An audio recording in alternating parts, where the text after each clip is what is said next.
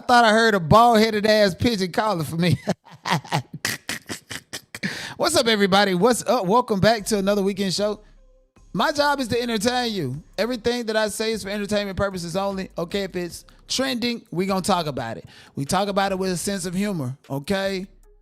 We talk about it with a sense of humor. Everything that I say is for entertainment purposes only. Don't test my moral compass. Don't test my moral beliefs. Don't test nothing. This is for entertainment purposes only. What's up with y'all? Shout out to Elizabeth. Shout out to Undeb. Shout out to everybody on Twitch. Can y'all check and see if your bits and memberships are working over on Twitch? I know a lot of you guys like to watch me on Twitch and are DM whispering at me, asking why can't you participate in the chat? Listen, I would love for you to participate in the chat. I set a boundary, and that boundary is that you have to become a subscriber. Okay, if you can't afford that and you're on a Section 8 voucher, baby, you just gotta have to deal with what you deal with. Watch all them commercials. That's okay.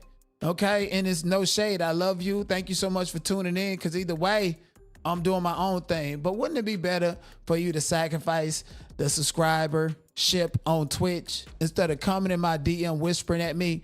Now I'm being very nice. The next time I get a whisper like that, you're gonna get blocked. I ain't got time. I'm not got time for none of that, okay? You complaining about my show, you don't have to watch. I greatly appreciate you, but you don't have to watch. And I'll make sure you can watch. Thank you. I greatly appreciate y'all. Shout out to y'all for that.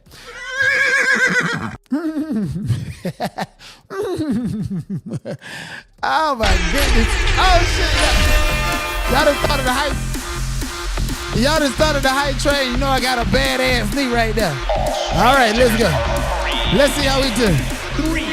Make it Wayne. Yeah, make it Wayne, make it Wayne. Make it Wayne, make it Wayne. If you love your eye, make it Wayne. That bitch broke. Make it Wayne, make it Wayne. Thank you. Now my leg hurting a little bit. Y'all know I'm supposed to go bed ready. I'm still bringing y'all the hot content, man. Thank y'all for making it Wayne. Thank you so much. Thank you, Jesus. Praise God. Hallelujah. Bitch, I'm sounding like Stormy Wellington right now. Wayne. I told you yesterday you was gonna pay Thank y'all. I told you yesterday you was gonna pay me for my pain. You gonna pay me for my pain. You gonna pay me for my pain. Yeah, that bald-headed ass pigeon talking about I was playing her. Girl, don't nobody want to see you at all with them fucking sunken place eyes that you got. Deep hollowed out. Bitch, your eyes blacker than Diddy's and you a red bone crackhead. Come on, how you gonna be that in one? Y'all making them go crazy. Make it Wayne. Make it Wayne. If you love your owl. If you love your goats, make it Wayne. Mine. Yes. Make it Wayne. Shout out to y'all. Thank y'all. See, that's the way to start a show off. Yes, indeed. Whoever did that. Thank you. I appreciate y'all. Oh, yes. Shout out to Elizabeth. Shout out to Jessica Bush. Shout out to all y'all. Yes, it's a 2-for-1 special. Do me a favor to come over on Twitch. That's the only thing that I require y'all to do right now. Come over on Twitch. Also, special announcement. Every Monday, we're going to be in my Discord, and we're going to be watching Euphoria. Okay, HBO premium subscription is too high. I'm sure Zendaya won't mind black people watching her. She already done made her money. Okay, she made her money, and when AI take over, her residuals gonna shrink up. Okay, so she won't mind. We'll go over there in my Discord, so you guys don't have to pay $20 for HBO. My Discord is absolutely free. You got to come to Twitch. My Discord is pinned right there on Twitch. If not, let me know in the comment section below if you want to join my Discord to watch Euphoria. Have a watch party for Euphoria. That is definitely cool. And you know, I went live a little bit. I came live a little bit late today because I was watching Baddies. Listen, that shit is porn. That shit is trauma corn, if you understand what I mean. Like, I'm watching it, I'm excited, but in the back of my head, I'm like, why am I watching this shit? This is like the slave master back then had the slaves to fight each other for some money. You got bitches doing this shit.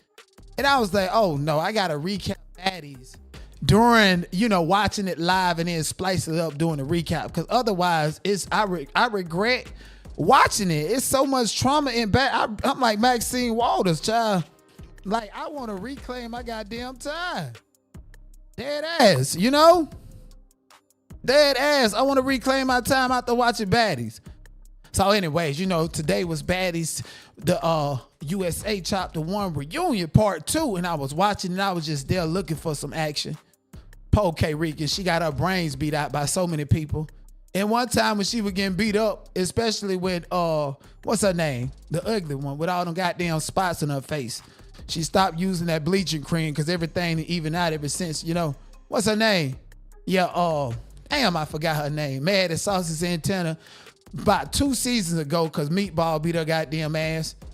Trying to check Saucy Santana behind that. Meatball is not there. Why she didn't come on Baddies Chapter USA 2?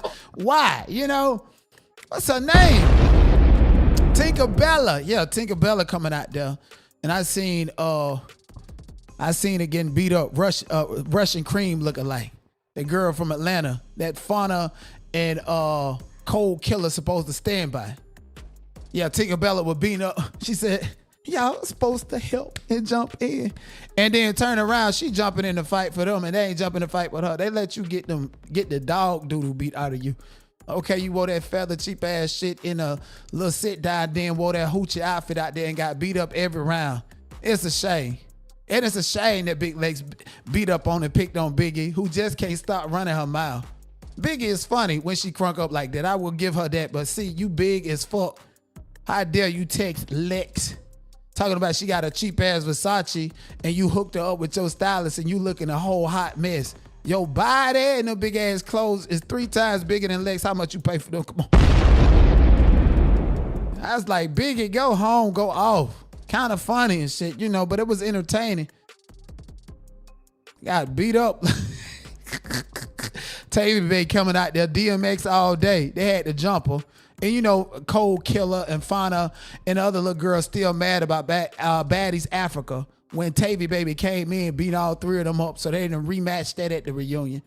Then suddenly Natalie Nunn give Cold Killer an iced out Chanel watch in front of everybody. Tavy Baby jumping up there because she jealous. And then Fauna doing everything, jumping up there, fighting everybody, even Diamond the Body, because she jealous. You really wanted to fight your friend Cold Killer, but you needed an outlet. You needed to get crunk because you felt like you deserved an iced out Chanel chain and you not top dog. That'd be sucking and hit Natalie from the back. It's a lot of egregious stuff that goes on over there. They say Lemon Pepper been screwing on Big Lex and Biggie exposed at this reunion when she said you be taking hella D, and I absolutely believe it. Want people to shut up. Now, Biggie, I don't know why you running your mouth to Big Lex talking about she take D in the dark when she's supposed to be a lesbian whole day. She came to beat you in the audience. Beat the roof off your mouth and your nose how they did Summer. Okay, hush.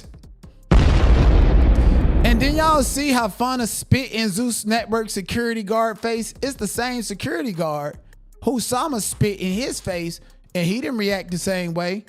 And like Summer said, mad girls and mad people always spitting and it land in their face. They wasn't trying to do it, but Summer got the roof of her mouth tore off about that one, okay? Broly, she went back somewhere injured reserve because her arm gonna bust open. We gonna see about that. Sukiana came out, pregnant as all outdoors from Ray J, they say, and then she trying to put it on somebody at Broward County. And then she had to leave because ain't nobody finna run no phase to hear you talk and run your goddamn mouth because you pregnant. Them hoes said, fuck your baby. Zeus Network is not professional. They had people in the audience coming up to fight cast members because Saucy Santana, big punk ass, in there antagonizing women to fight. Lie and scared of Tinker Bella. Talking about, because at the end of the day, I'm a nigga. Now, I clocked that to you. I respect that. He did say at the end of the day, he's a nigga. But don't sit up here and act like you ready for smoke from any nigga that Tinker Bella can send your way. Saucy, no Saucy Santana, because we seen how you got shot. You got some fucking hot leg at booby traps. The same song Tory Lanez was talking about. You got some hot legs down there trying to fool up on and trick over them straight guys and pimp pants to prostitute and send them tricks over to Diddy house. Men and the women. You got some hot leg. And had snot running down your nose looking like every back of a silly gorilla. It was a mess. Yes, indeed. And Janae, we tired of you sitting there Antagonizing, acting like you HBIC. We good, okay? We know you can do a good job hosting, but girl, you got real smoke. You had a cast member come up and get your man and have a baby from him. And it's documented how he's treating her. So if she decided to leave her, she's going to take a part of Zeus Network. And guess what? That's karma, because he don't even own Zeus Network. He stole that from some other people. Then his bitch ass daddy then came out and got an APAC contract that they slid under there and got black women fighting like slaves on the show for some money. Drunk, busted up, bodies done, everything. They still fighting for some money. Ask them what's their talent. Ask them, can you name a song or anything? No. I can't. At least that's not the culture that I'm a part of. I don't know. That is not black culture. That is trauma porn culture. And a lot of people tune in just like I tuned in. And I was disappointed that I even wasted my time. And then they said, summer coming out. I seen Bad Dolly sneak up on and hit Safari. And she been sitting pretty the whole season. I got to watch that. And still, even after I watch it, I'm going to regret the fact that I done wasted my time watching some baddies. Dead ass, but it's trauma porn. It really is. I had to watch it. I couldn't go without watching it. And I don't think this is a black man thing. This is just a society thing. We love to see black women fighting each other. That's like white women, it's okay. Y'all bitches ain't gonna do no damage.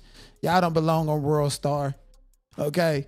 Besides a couple times you see them bitches hit each other in the mouth with shovels and hammers and stuff. Like, listen, black women fighting each other, they got whole businesses built behind that shit. Whole clicks and views and channels out the chain. And Zeus Network coming up here with the APAC contract can pay them to do it. And then some are gonna be there next week. I'm literally got to pray and ask God to forgive me for watching Baddies, but I got to tune in, okay?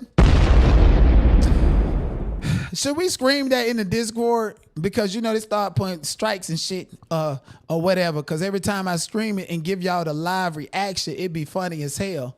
Yes, indeed. And Tasiki did fold up like some lunch. She might well do a song with Kalani. The remix, Baddies edition. Can you please stop calling yourself the heavy hitter because you folded, motherfucker? They want to be friends. I'm even seeing in the blogs, Baddies USA Chapter 2 filming right now. And all of a sudden, they all friends. Like, don't nobody want y'all hoes to be friends. Y'all ain't even friends at all. Y'all in the game deeper than Scotty and goddamn Natalie Nunn. Both of them want to sleep with and smash on Lemon Pepper and doing it for power and clout. Even Biggie told Natalie, but what you doing taking up for Big Lex? You ain't getting no money with her. Does all of Natalie money come from Zeus Network? Because Big Lex is more valuable than Biggie on Zeus Network, period. No matter what it is.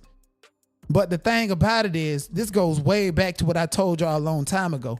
Natalie can brag about how much money she got, just like any MLM life coach can tell you that they're making this much money doing this. They don't tell you all of their business ventures.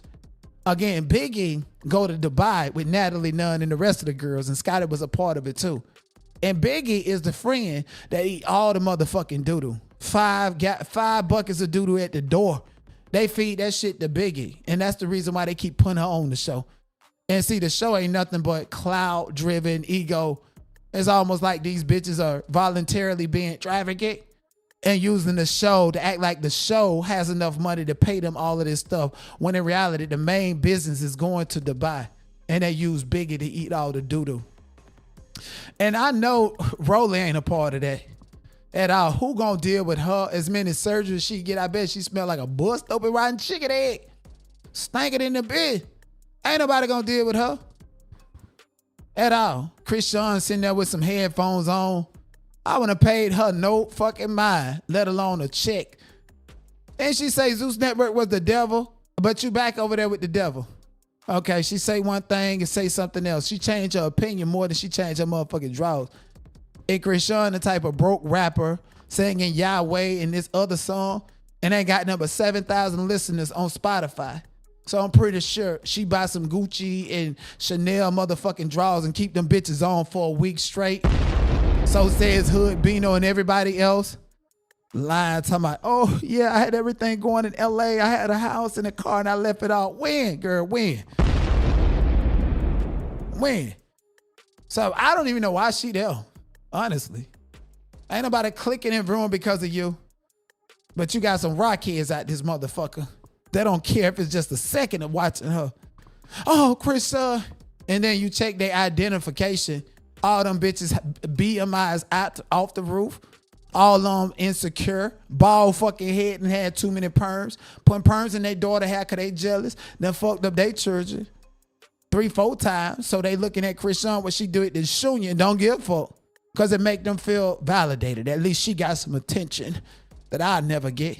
Even had hot piss, a big back ass bitch that knocked my phone out at the football game, right? She wanted some clout so bad. She even came like, oh, Krishan, I can't believe she. And you know, Krishan, she wanted to party and drink. I would have had Junior for a what, bitch? It's giving Selena to Yolanda. So Krishan got a weird fucking brand. If she got an APAC contract, it's just telling black girls that you can do all the most fucked up shit and still get in the kingdom of God when your ass gonna reincarnate and repeat life 2, 3, 4 times again. Krishan, I don't know her value. See, she ain't even got no soul to sell or anything to give at all, but a stinking snatch. Passing babies through infected canals. And if she did that, she used to that. Bitch, I should have played It's Gonna Burn for me to say this. Krishan Rock already wants to quit boxing. She do. She can't box. I told y'all, looking at Krishan Rock boxing, it looks like my 3-year-old cousin playing Mortal Kombat for the first fucking time on a controller that's advanced. Like, you know, the Xbox and PlayStation controllers.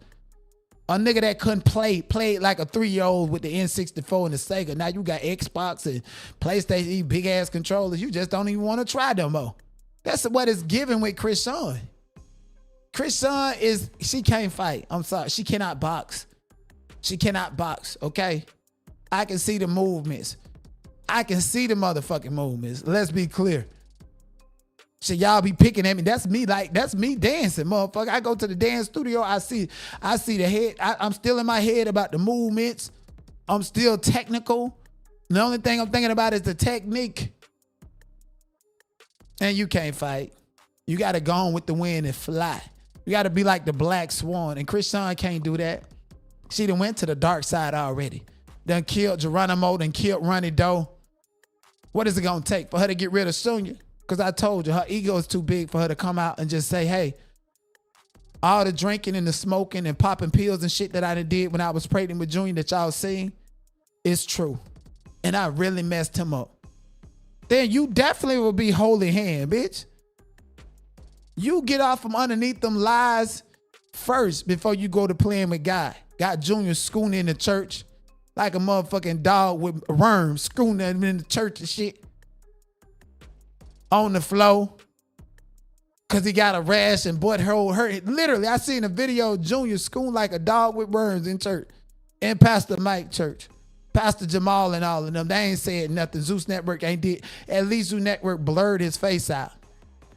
Cause they knew there wasn't shit regular about that. They got Scotty with the body baby on Zeus Network.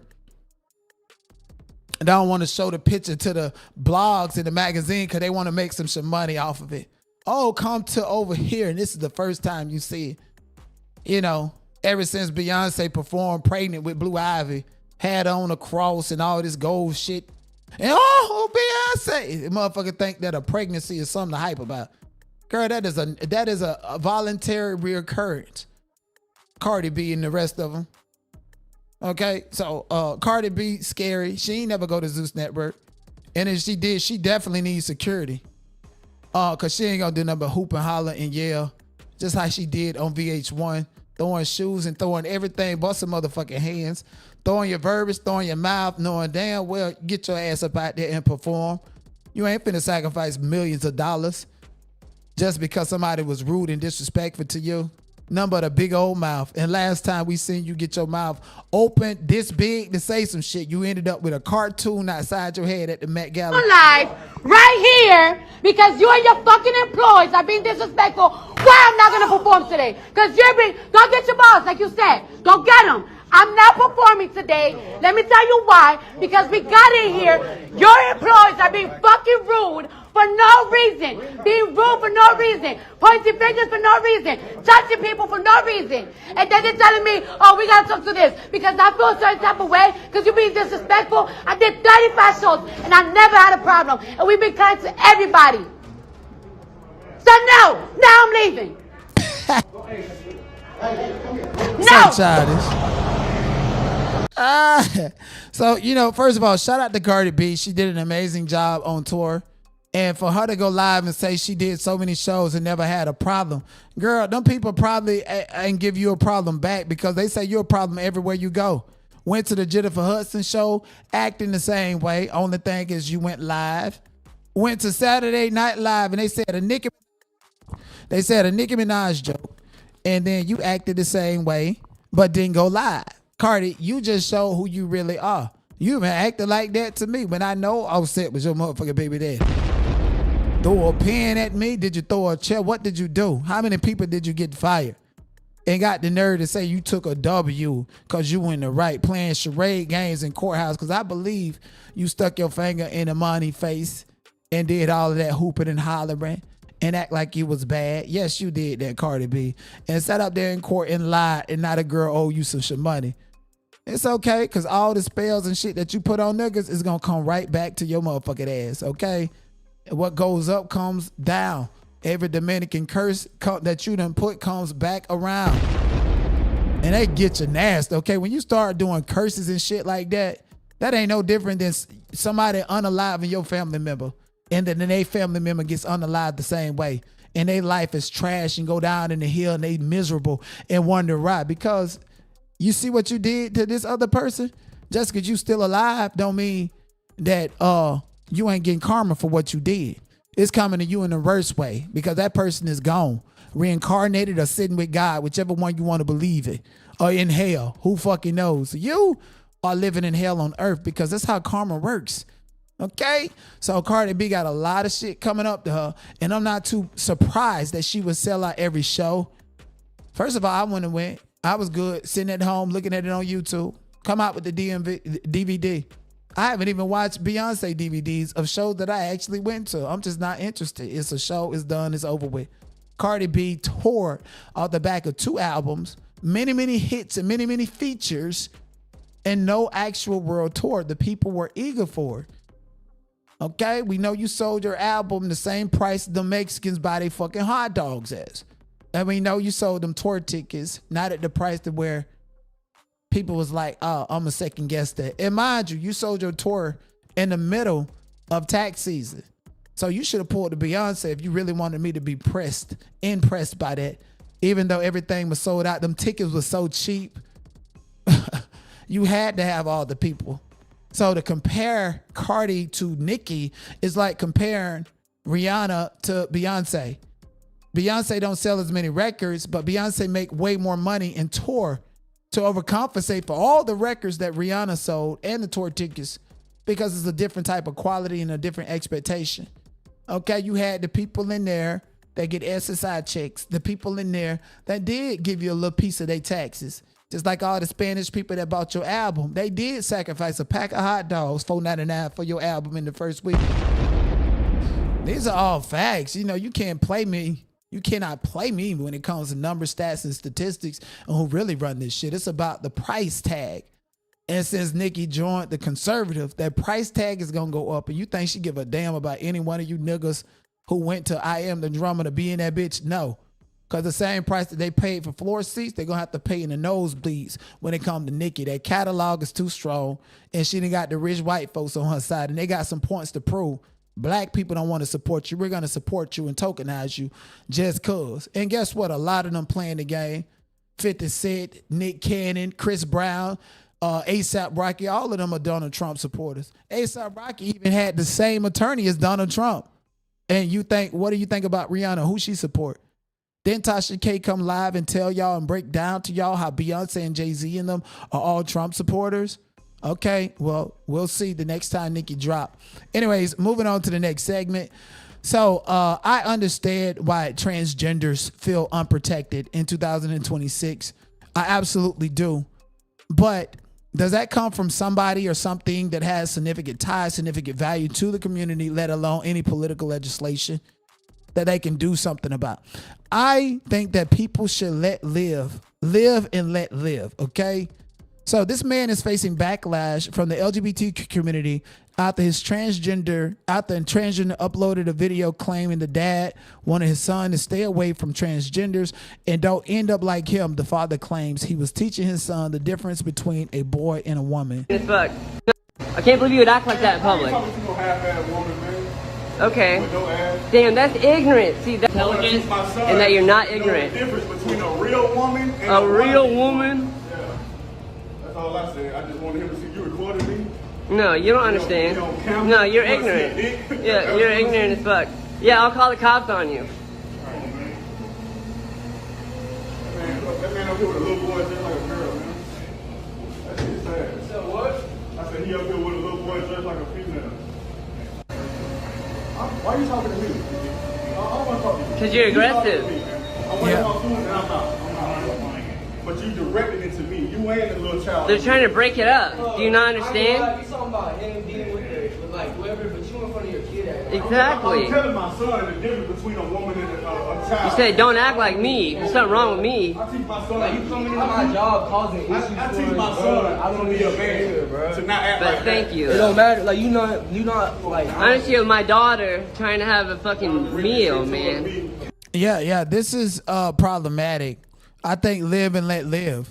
And even if you felt that way as a responsible parent or father of the year who you're trying to project yourself as, you should have waited till you got in the car or kept a low profile.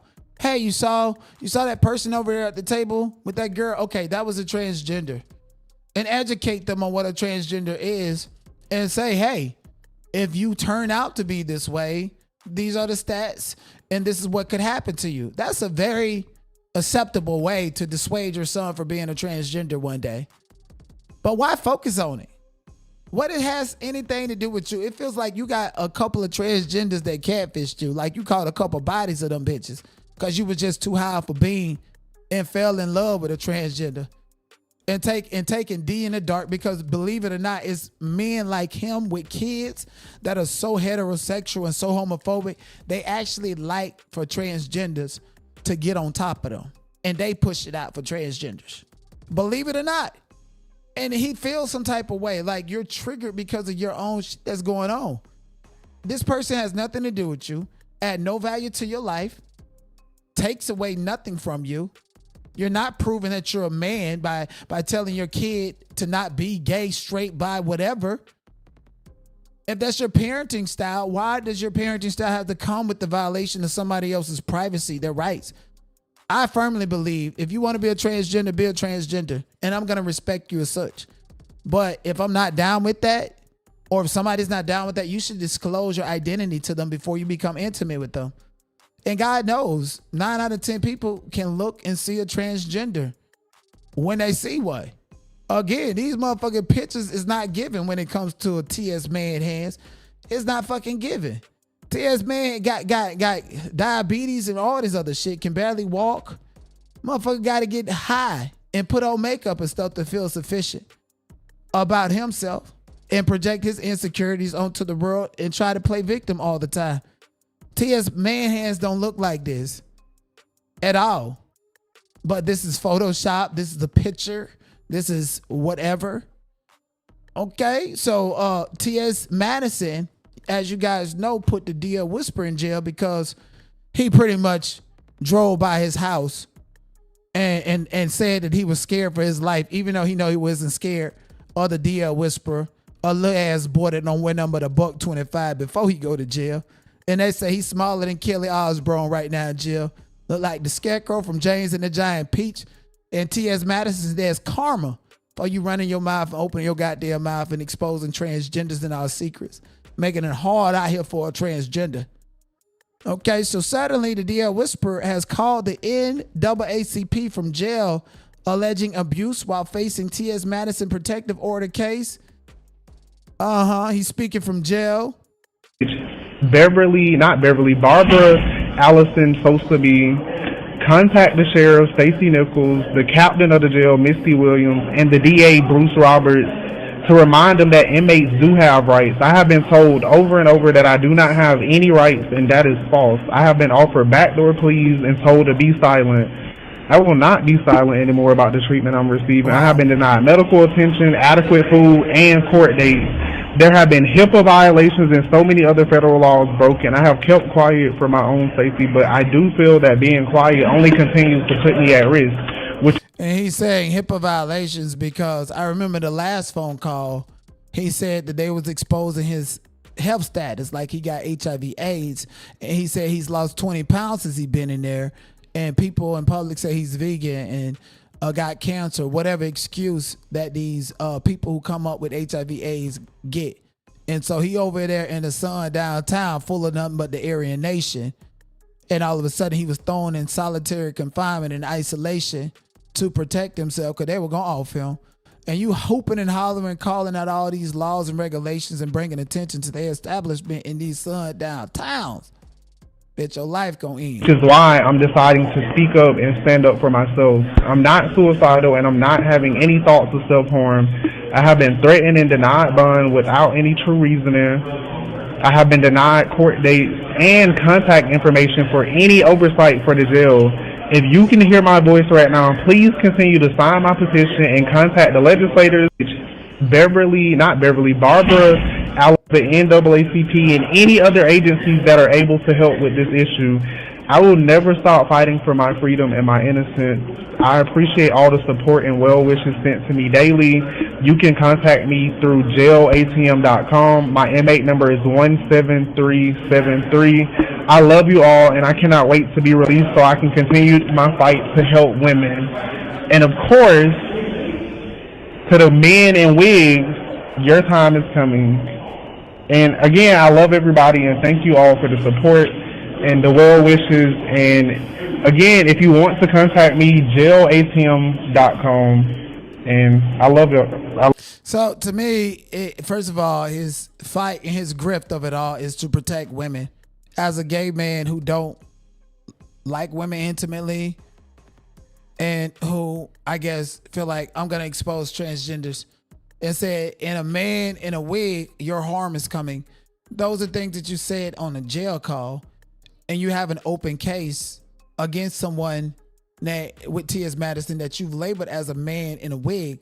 So again, you're continuously giving them bits and pieces of information that they can use at a jury trial. You're making it hard for yourself.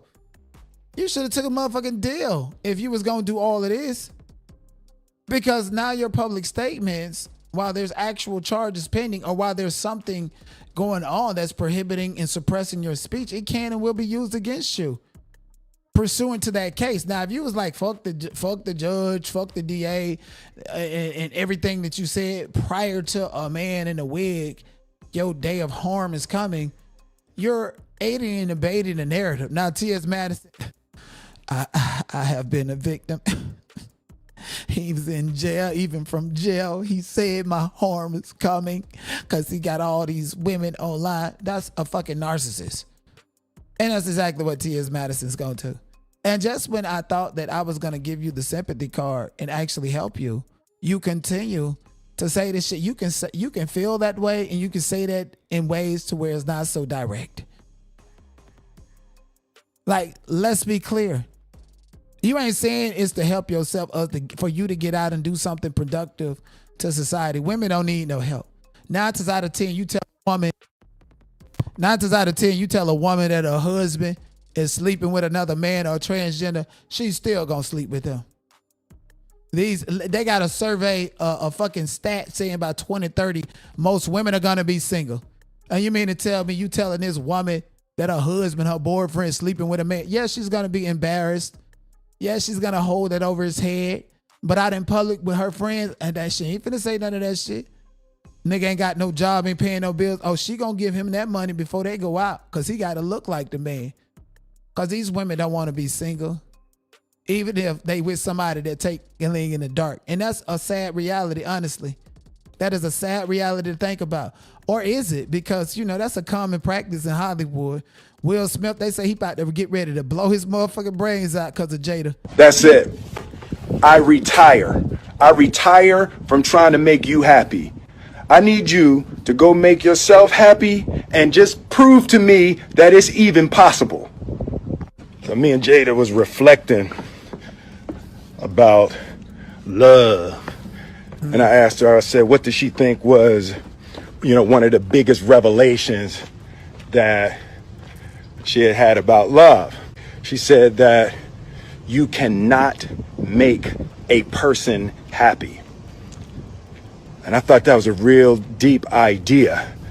You can make a person smile, you can make a person feel good, you can make a person laugh, but whether or not a person is happy is deeply and totally and utterly out of your control.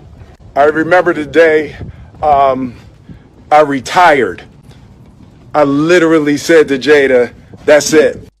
So I remember the day that I retired. I literally said to Jada, that's it. So you retired out of a marriage contract? That's what I'm assuming. Like, how fucking feminine is it for a man to say that he retired out of a marriage contract? Like, you're the man.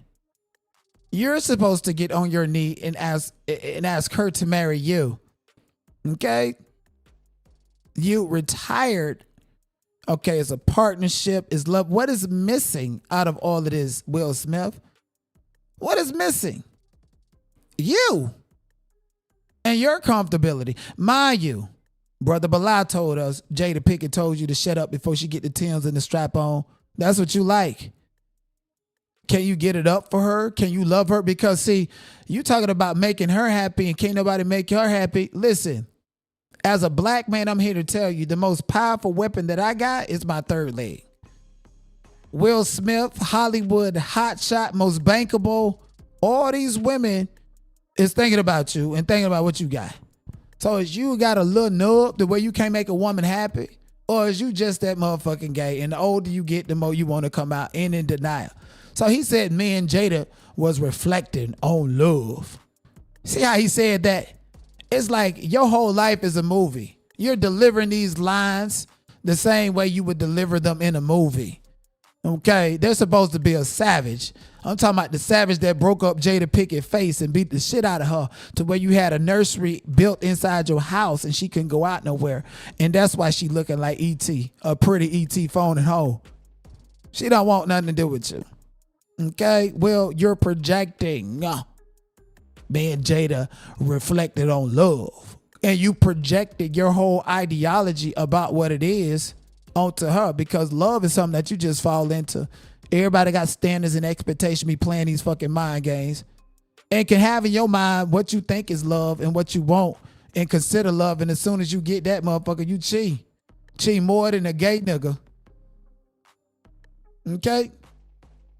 Will Smith, come out the closet. Come out wherever you are, okay? And guess what, Will?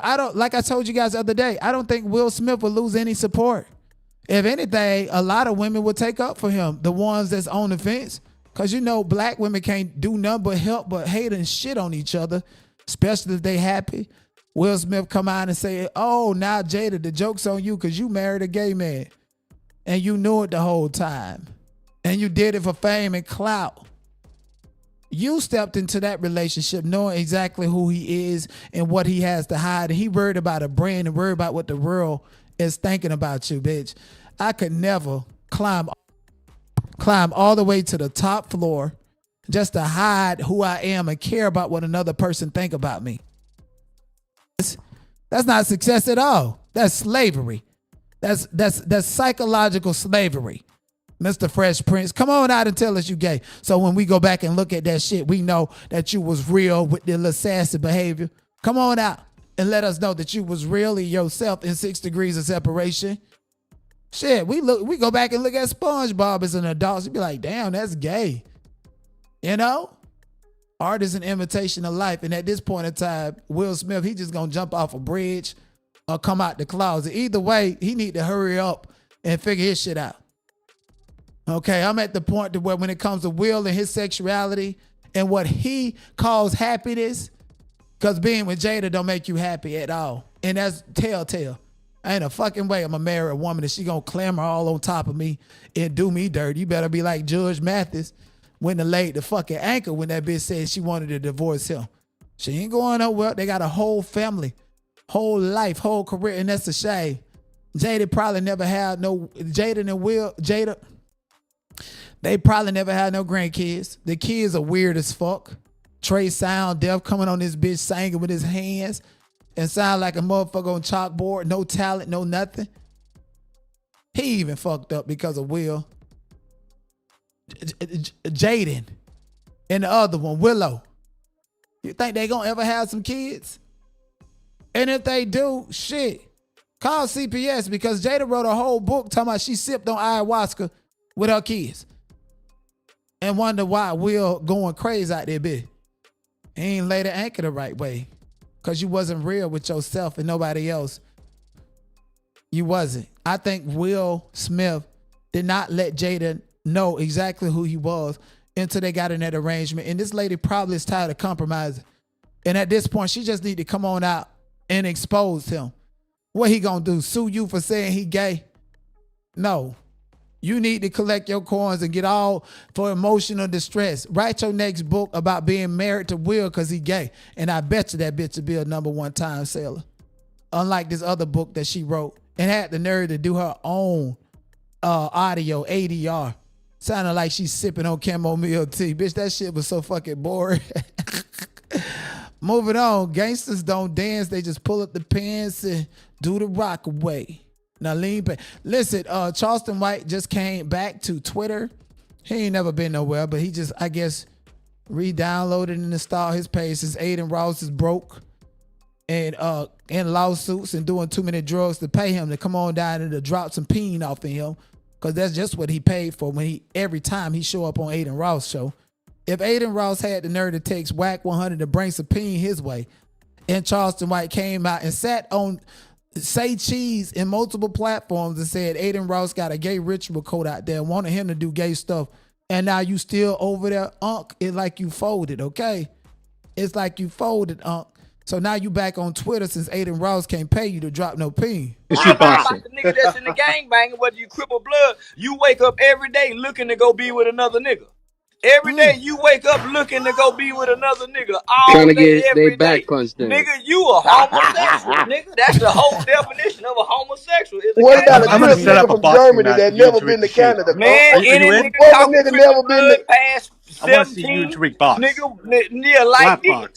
You can't tell me a nigga don't like dick, nigga, and he ain't hollering cuz and blood, nigga, because it's gonna send you to the dick factory. You got to go to a dick factory for blood, nigga. And guess what happened in the dick factory? Who fucking who? The strong OG nigga. It ain't the weak niggas. It's the strong G niggas. The niggas that kept it real. Them the niggas that's fucking in prison. Ain't nobody else. No, not the Crips, They not down there fucking. The Crips is a organization like the WNBA. Yes, indeed. And he ain't lying. 30, 40 years old, yelling, on Pyru. Same niggas who pride about a picture floating around the internet with they booty out, big old booty out, then put 3 fingers on it and you yelling and screaming on Clubhouse. On Pyru, on blood, on Crippin'. Like, it's a big problem. It's just come on out and be yourself. Like, I have, like, here's the thing about people like Will Smith and the fake gangsters. See, the fake gangsters, they dangerous because they will unalive you to protect their secrets before they unalive you about playing with their mama and shit like that. Dead ass. It's all about a secret. Like on some Boondocks, Gangstalicious type of shit. Dead ass, right? But the thing about people like that, why I can get along with them is because I see them. I see who you are and I know what you hiding and I ain't got no, and I have nothing to do with that. No matter if they older or younger, I'm like, I see you. And it's like something totally unspoken. This is why I get along with heterosexual and DL. I get along with all men because I see them. And they know I see them. They know they're not as transparent. They're not as real. I cannot deceive the knot. I cannot control the knot.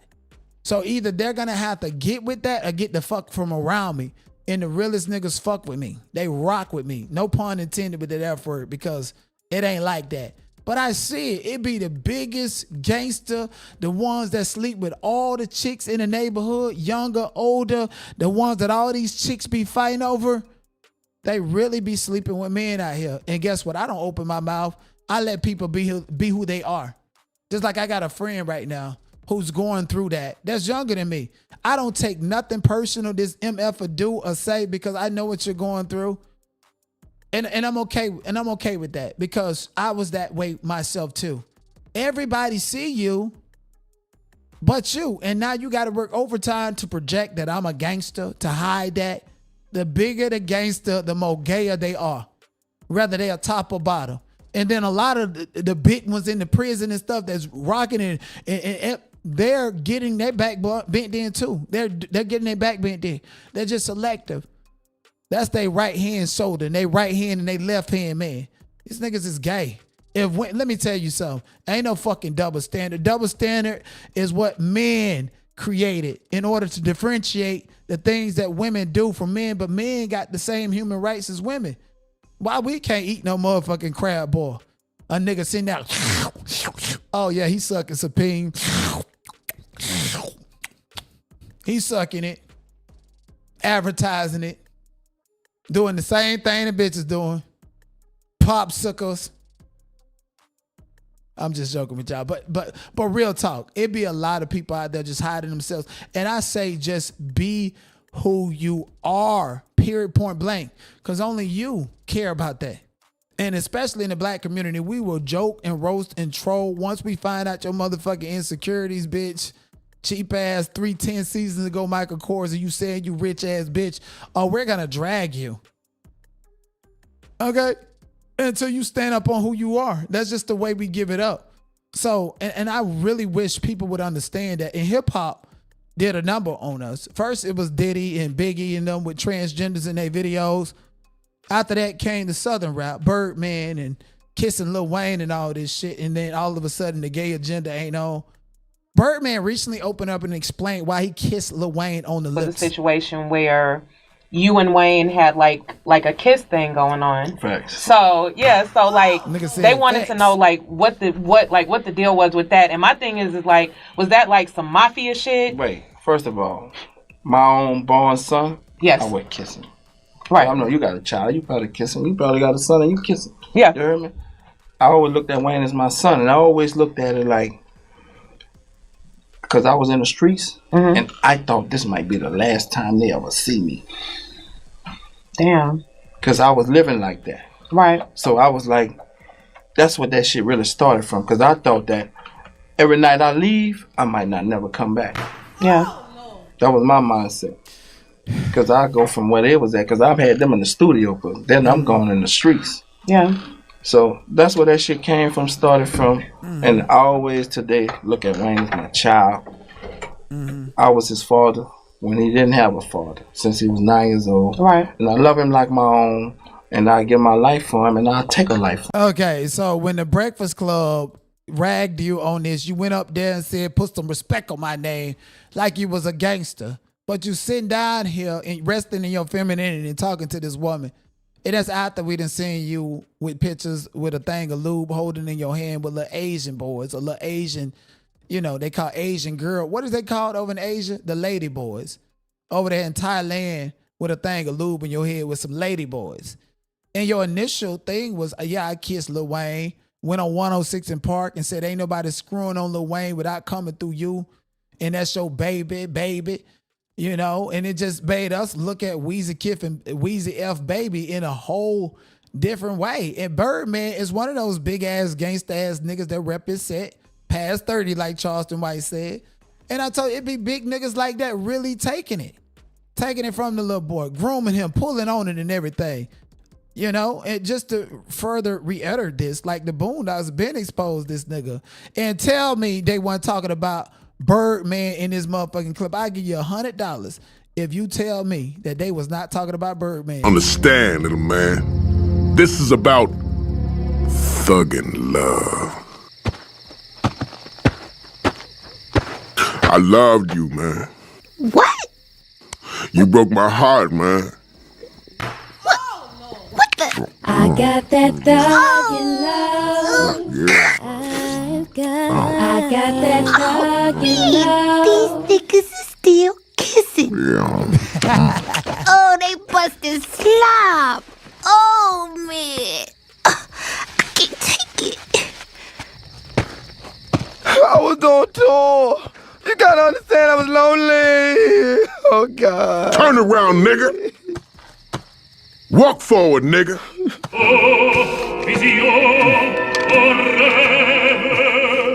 We could have had a life together, man.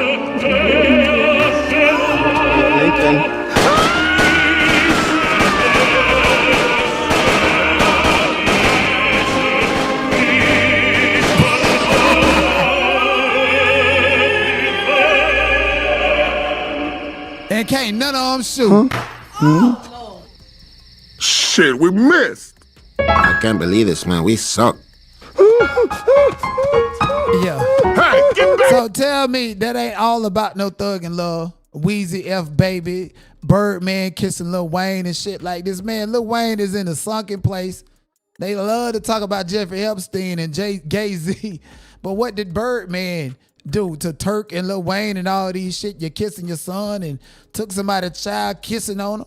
Lil Wayne is gone the fuck up out of here. Filed the lawsuit against Birdman. He had to cough up that money, give him his individuality back. But listen, Lil Wayne, this man done touched on your root chakra.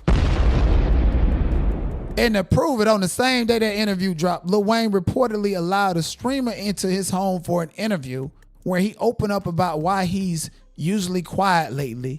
He suggested that there are dark truths he is aware of but hasn't spoken on, adding that the speaker could lead to the blackmail or attempts to silence him permanently. So says Lil Wayne, nigga, come on out here and just tell everybody that Birdman was on that Thug and Love, and so was Jeffrey, Young Thug, wearing dresses and shit when they shot up your motherfucking tour van and stuff, all because Birdman sent them.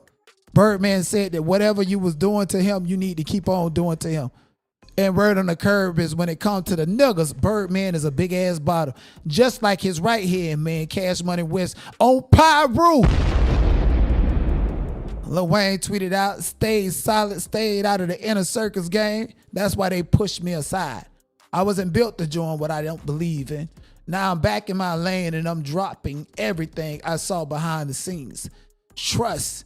Truth don't stay buried forever. And again, the same way a heterosexual man are off these transgenders for outing them, these niggas will be on that Thug and Love, creep passion type of time.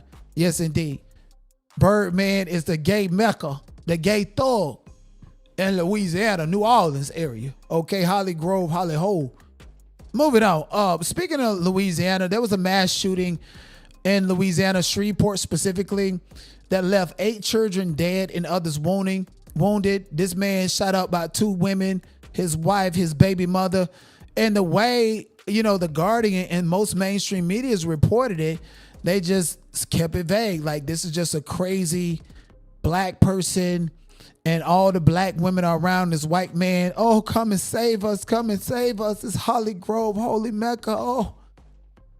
And the whole time it turns out, we find out that this man that shot up his family in what they call family annihilation, and that black people don't usually do shit like this. I'm sorry, unless they 5150. 31 years old, 8 children. That's a hard knock life. But they didn't tell you he was a military vet though, huh? They didn't tell y'all that when they took all of them soldiers that got killed over in Georgia when Biden was in administration, they was already in the Middle East. And what we're hearing about the Middle East and Iran has been going on for quite some time. It's just being expanded upon. This is not new. There's nothing new under the sun. There's a constant war going on, bitch. I swear to God, this shit like Game of Thrones. If they ain't sending no letters threatening missiles, they sending them missiles. People going to loot other people's shit. That's just the way the world works. Don't sit up here and think that the U.S. ain't already been fucking with Iran. They have in so many different ways, in Israel and all this other stuff. The second great expansion of Israel since the Balfour Declaration. This guy, And I think his name was Shamar Elkins. Yes, Shamar Elkins. And I had to talk to some people because I know people in Shreveport. They said that man was gone. He was in the Middle East, 31 years old. He did 3 trips. 3 trips. And you guys know going over to the Middle East in war, and I'm pretty sure a lot of y'all are veterans or no veterans. CTE is real. PTSD is real. They like to throw these veterans, a 31-year-old, to do 3-4 trips with 8 children and the whole family at the young age of 31, 3-4 trips. And he came back and annihilated his family because of what he saw and what he been through. And the bodies, the noise in his head from what he went through. They love to take black people and put them in the military, but don't get them no mental health. We already fucked up. The CDC said anybody black believe racism is real in 2026 is fucked up. And I say, let's go and get all our checks from the Department of Social Security. Get it how we gotta get it, motherfucker. Go and sign up. File a claim. Department CDC said I'm crazy because I believe y'all crackers is fake. Go to the doctor. Call them all kind of stinking ass cracker. Act like they're not on YouTube. They'll give you a check.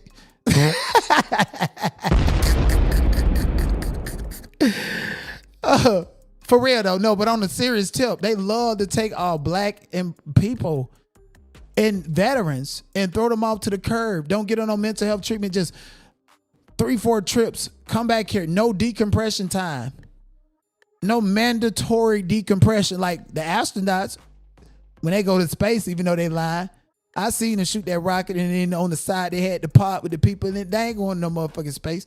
I seen the green screen when the frog was dropping when they said we landed on the moon. I ain't going no motherfucking space because they not about that. They're not about breaking that furnace. Katy Perry and Gayle King talking about they went to space. How the hell they went to space in the pod? This dude then came and opened the pod from the outside and pushed it open like it was a door to go to the mall. Yeah, but they went to space. Get up out of here. Badass. It's a lie. Reminds me of the Manchurian Candidate. What else do you think a military vet who just got off a tour fighting a war that they don't want to fight? You just had white Marines hands breaking in door because they don't want to fight for Israel, and these people are being forced to fight for Israel. You think Donald Trump just giving out checks to the military? He giving them checks to stay quiet about what the fuck is really going on over there. And then come December 2026, all sons and all daughters got to register. Got to register. No choice. 18 and plus. No choice at all. Got to register. And if you don't register, you're going to jail. Fuck Ali. You think they did not learn from history? History is here to teach us all. History is our friend. Good, bad, or indifference. You think those white people haven't studied the Muhammad Ali's and how he affected people going to the Vietnam War and the resilience and the defiance of kids these days? I think that's gonna be the weird war. So them YNs that want to go and shoot up a NBA YoungBoy concert in Chicago, play with them people. And you ain't, because we already done seen that. Them niggas from old blocks was scared. All the Venezuelans was outside telling them niggas get back in their house before they blow their head off. And they was still scared. But they go around unaliving each other. So I'm torn between putting the YNs in the military. We don't give a fuck. Put them on the front line. They was on the expired time anyways, because that's the value that they showed each other. Okay, they smoking on Tuka around that bitch. Let them go smoke on whoever. Use them as test dummies. It's Game of Thrones around this bitch. And if people and your family members are going out on tours to fight for this military and come back, don't expect them to be the same at all. Don't. Mentally, physically, emotionally, none of that. Do not expect them to be the same. So they trying to cover that up. They trying to cover up how many tours this man went on. And honestly, I think I'm going to do a longer video about this. And it ain't about the clicks and the views. It's really about the integrity behind it. Okay? Moving on. Another sassy nigga, Christian Keys, who done opened up his cheeks for Madea. And now he got All the Queen's Men TV show. Finally took it from Tyler Perry. by way of grifting and blackmailing him, publicly said you're going to call out a powerful producer and director who SA'd you. Now you got your show, and now you're fighting with the cast members, and the folks say is Eva can't play Madame. They not even watching it. Self-sabotage like a motherfucker. It'll live out. All the Queen's men will live out in the books for a while. You won't see any of the actors who played Madam or Midnight or Babyface or Trouble or Fuego or anybody on that bootleg tour, the Sprinter Van tour. You won't see them in anything else, any of the shows that I just sold. And again, this ink pen is distracting to me, okay? Nigga, you gay, okay? Madea been cracked you since Madea goes to jail to play. And that was way back in the early motherfucking 2000s when you played that bitch ass security guard, okay? We knew. You been cracked, and now you want to stand out and be your old man. Come online and drag Eva and pick at women and talk about how Tyler Perry sodomized you, nigga. You getting a tattoo and not flinching, even though we know that shit hurt, does not prove you to be a man or masculine or anything. You still a sassy nigga with your lips on a black woman. And these shows that I'm selling, if I give you an opportunity and you show up and you inebriated or you're unprofessional, I'm not hiring you again. I'm not allowing you to be on my projects again. So, you got a good run with all the things done.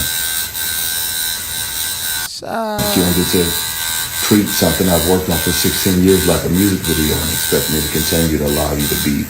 Get up out of here. Be the producer and get the fuck out of the cast business. You can't replace the cast. The whole show gonna crumble. Look what happened to that show they stole the mind, All American. You lost the star. He gone. Now you got other people there. And the reality of it is there's production issues unfolding right before our eyes. So ain't nobody gonna watch a TV show that they've been baked and hooked to watch these same actors and actresses play these characters, okay? Sir, you is a nigga. This is not Charm, to where a cast member leave and they replace the sister with a different storyline. You got too many people leaving because you want power and control. How you left Tyler Perry, left the abuser to become the abuser. Hoe ass nigga. And that lady said, get your lips off of her before she exposed the real you. You hurt. You still affected by what Tyler Perry did to you. You in the same boat that Lil Wayne is in. You got all the secrets in a dark place and trying to act like you masculine, sir. We don't give a fuck if you getting your booty tattooed. We don't care if you getting your inner thighs tattooed and you don't shake and act like you're not going to have an orgasm. You still gay, Christian. We don't care. Stop running your mouth and leave people alone. And for that reason, ain't nobody going to be watching your show. And you're not going to have any more opportunity in Hollywood with no show. And that's word to mother. And that was planned even before you gained back ownership of your motherfucking show. Yes, indeed. Okay. Tyler Perry, no secrets. And don't be fucking crazy to think that you didn't fall up into people's hands that he already knew and the plays was at play. Get up out of here. You know how to play that game. You know what? Black people, and I see why Tyler Perry called this the nigga net. Black people ain't got no respect for the dead. Look at her getting ready to read a black woman, a dark-skinned black woman at that when she looked like this. All you influencers, make sure you learn from this bad bitch right here. They having a GoFundMe account for her right now, trying to get her body from Africa. She went there with a white man, the man she was boasting about, talking about he's the best man in the world and black man ain't shit. But see, she don't even have an insurance policy. She's a bad bitch flying around the world with this man and don't have much sense to put some money away for a rainy day. Girl, that's not being a bad bitch. And not because a man can take you here, take you there, fly you there, and he's white, that doesn't mean he's a good person. You don't know this man. You should have never went to Africa with this man. Now your body's over there. Your family have to make a GoFundMe to try to get you back to the U.S. Where is all that money? You was dating a millionaire. You're supposed to have some money. Sit down. Tell your mom about it. Not even if you don't tell your dad. Tell your mom. Tell your sister. Tell your brother. Tell somebody. You have it under the mattress somewhere. Leave it at your mom's house. That's what a bad bitch do. Influencers, not just name brand clothes and traveling around the world. Stop it. Listen, I don't think she said anything wrong because I was wondering, I'm like, why is the family doing a GoFundMe asking us for money to bury a black woman? Mind you, tax season is gone. The pastor done got the last skins and the ends out your grandmama pocketbook. Motherfuckers can't even go to church, open their legs, wig falling off and stuff and get no attention because tax season is gone. Ain't no more shit money. And now we got to help her raise money after she decided to open her legs to a so-called billionaire who went dead silent and not saying nothing. And that's crazy to me. Don't go chasing waterfalls. And her mama failed her because her mama is married to a white man that be beating her too, allegedly. That's what I heard. I don't know how true he be beating her, but I do know that he married to her. And they say this well in this web with Joe McCain goes deep and far. Like some type of sick and twisted underground game. Literally. And when I was on Facebook the other day, looking at Joe McCain, looking at his family and just, inquiring about who tagged him, who posted him, found out his mama died December the 31st, 2025. Facebook locked me out of my accounts. And even including my Instagram. My Facebooks and my Instagram, I'm locked out. Oh, you need to prove your identity. I sent it to you. Give me my shit back. And I was like, how far is this going? Like, is anybody monitoring who's looking at him? Because he most certainly was updating his profiles every single day, even though the Tanzania security team supposedly had his ID and had him in custody. And a lot of people fail to realize that Tanzania, Africa, is a very ritualistic place. Look at Blink Twice. Look at these movies about rich people going hunting and unaliving people for sports. They're in these exotic places with these exotic animals in the real movies. Art is an invitation of life, or is life an invitation of art? Because like I told you, it gave Blink Twice all over again. And Sloan Bella broke it down. She made a video called Ashlee Janae High Stakes Poker, as in some type of cryptocurrency dark web situation going on. And Iggy Azalea is a part of it. That you didn't scream at her.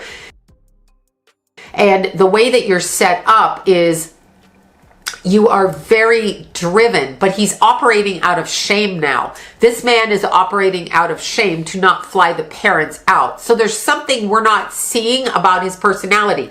I highly doubt, here I'm going to sound crazy, I highly doubt that this man is anything that he says he was. I'm sure he had a company. I'm sure he worked. And I found out he had a company connected to Robert H. Shapiro, who all the celebrities are connected to. And they had a Ponzi scheme going on. And the SEC cracked down and filed the lawsuit against them. And that was back in 2019. I'm sure he had a company. And I'm sure he worked peripherally in these capacities. But what he said to this young woman wasn't true. And how he presented himself was not true. And how he acted and tried to imply that he could take care of her wasn't true. The age that he told her he wasn't true. The fact that he had children is a lie. I don't know why I want to say that. That's a really weird thing to say. And no, it's not a weird thing because I seen his first wife, who is an old ass white woman. And then I seen his second wife, a black woman who has kids, a daughter with another man. And there's no traces of Joe on her page. There's always this other man who I was like, is this your brother, whoever? And then this man is in a picture with her and Joe. And she's close to this man and not Joe. And I'm like, what type of relationship is this? So that child that he claims is his might actually not be his. And honestly, it boils down to the fact that there's some ritualistic and some homosexual stuff going on. And I told you guys that. And I don't want to be the person to say everybody is gay, but again, like I have a strong fucking gaydar. I don't give a fuck if I'm in a club, if I'm at a Zeus Network event, French Montana and Lemon Pepper, I see these niggas for who they are, and they know I see them who they are. You understand what I'm saying? Some shit like that. I'm wrong about that, but I hear it's a lie. So I don't know what it is about the children or why that would be a thing. I mean, who lies about having children? Except for really weird people, but he's all built up on a lie. Like it's just one lie, one lie, one lie. And when I pull the card, the whole house of cards comes down. It falls in front of him. He was being monitored by a dark web Big Brother type organization, I don't know how else to word it, Big Brother government organization on the dark web that expected certain behaviors and procedures to be followed by him, aka his character, towards her, aka her character, on the scorecards, bingo cards, in order to gather money. This is some kind of a Ponzi gambling scheme on the dark web. And it's also how he operated his business. This is a lot to do with this. I get also, and I will tell you this, Ashlee was collecting information against him and starting to see who he was. She was not going to back down from the engagement while she was on vacation with him. She was not going to do that. But when she got back, I think she'd been talking to somebody, I don't know which friend or if it was actually somebody in her family, but I get a group of people, both male and female, that she was communicating with about what this man was up to. She was beginning to break through the veil with respect to him. And this was probably going to cause her a huge wound from him, which it did. She's now dead. So he reminds me of somebody, and I'm curious if his parents are military. I could find no information about this man, even to say birthday, because I wanted to look up birthday. Could find no information. But I feel like there's got to be a military connection, and because he's striking me like a controlled bot, you know? He's playing these games on the dark web. He's also has a perverted sexual nature, so there's some sort of addictive kink in there when it comes to sex and what people do. And there's the progression of, like, I'm going to move children to my clients that have this particular predisposition to like these certain things. So he was a procurer in every aspect of the word. So the financial assets that he's doing, he's playing, I didn't see the movie The Hunger Games, but by what it's described, these two people were playing a version of this game where Ashlee wasn't aware and this guy was aware, and the two people that are watching them were aware, or they are marking and documenting what's really going on, because he has to follow direction. Racist people, and this is why he changed his picture to a picture of him all skinhead in a black mask, like Aryan Nation type of shit. Okay, he's connected to billionaire cryptocurrency investors that he actually was retweeting and still is retweeting. These are the people he's connected to. So again, this is this dark, twisted fantasy, this fetish. She was a fetish to him, and these other people were so racist and wanted him to take her out. I seen a movie like that just recently called Truth or Dare, where this girl married into this rich family. She was really in love with this guy and didn't know this family had a secret to where everyone that marries into it, you have to play this game. And if you survive, you survive. If you don't survive, that family loses everything. So they had no choice but to get rid of you.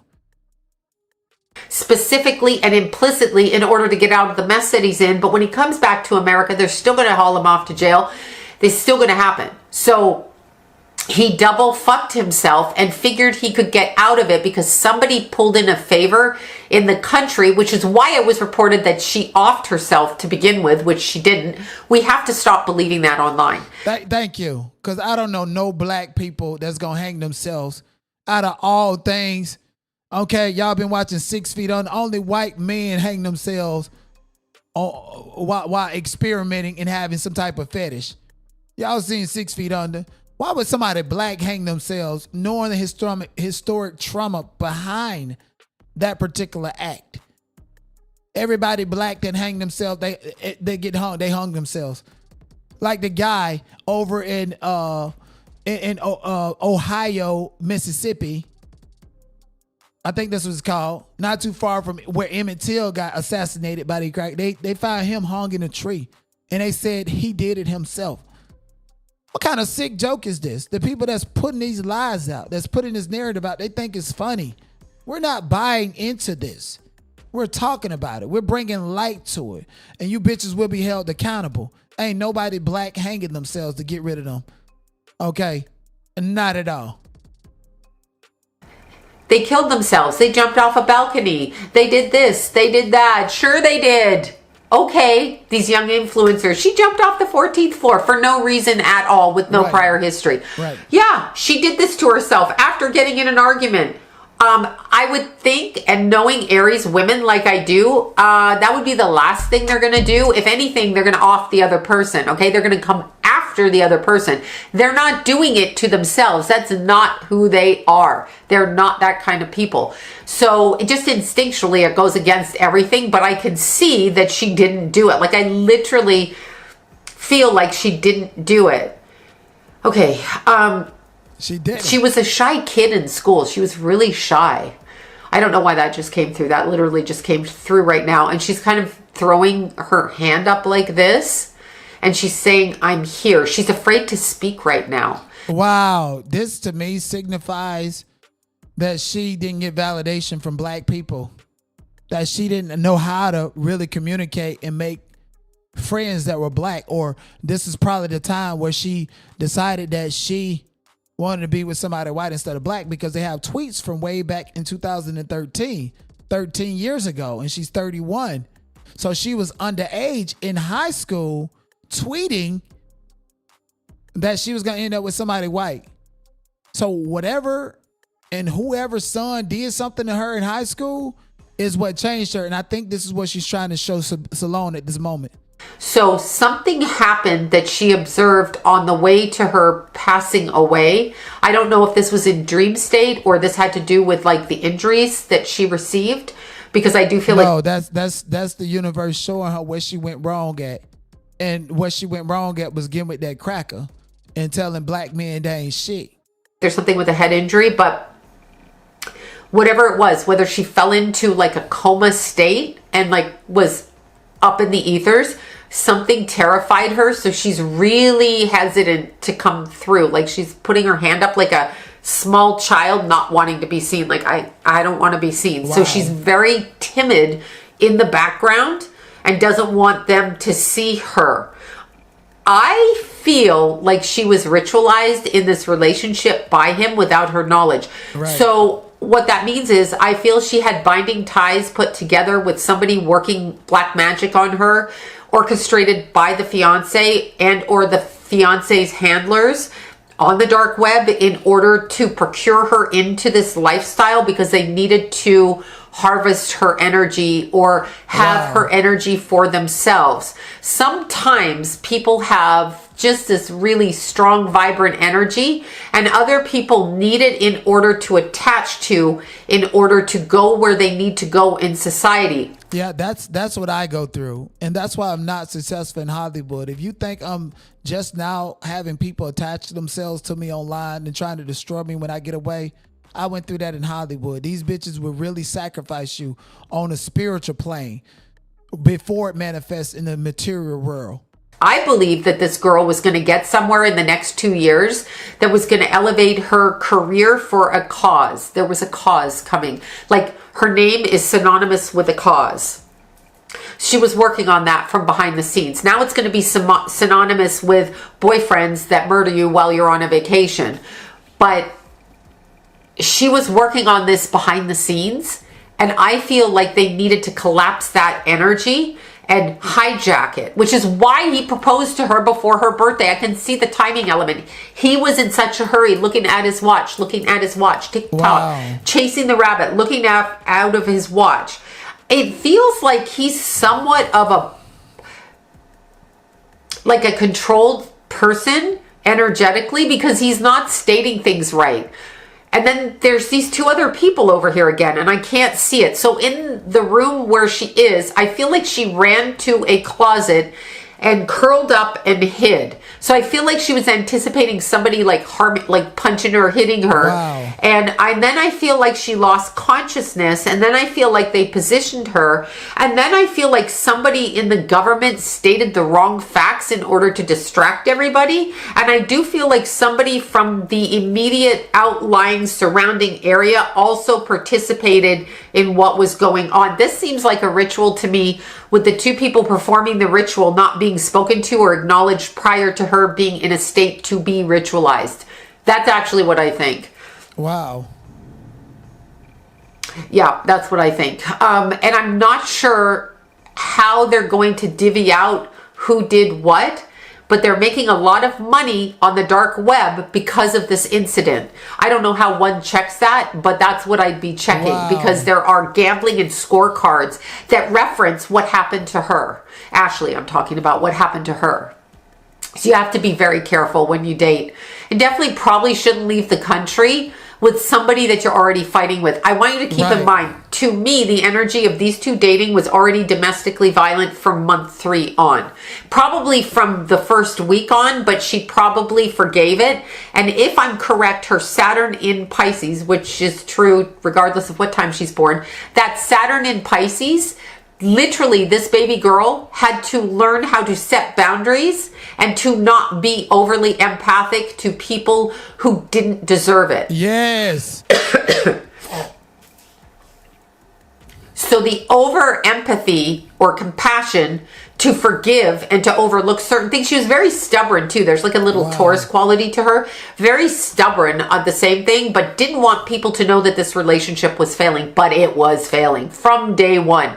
And I believe people were telling her, step away from this guy, including her mother. That's why she apologizes to her mother for not listening. She also didn't listen to herself. She knew better. I'm hearing she knew not to go on this trip, but she just thought she would like go on this trip, get it done and get it over with and figure out stuff later. Like, I really get that. Like, she kind of knew not to go and was terrified of going.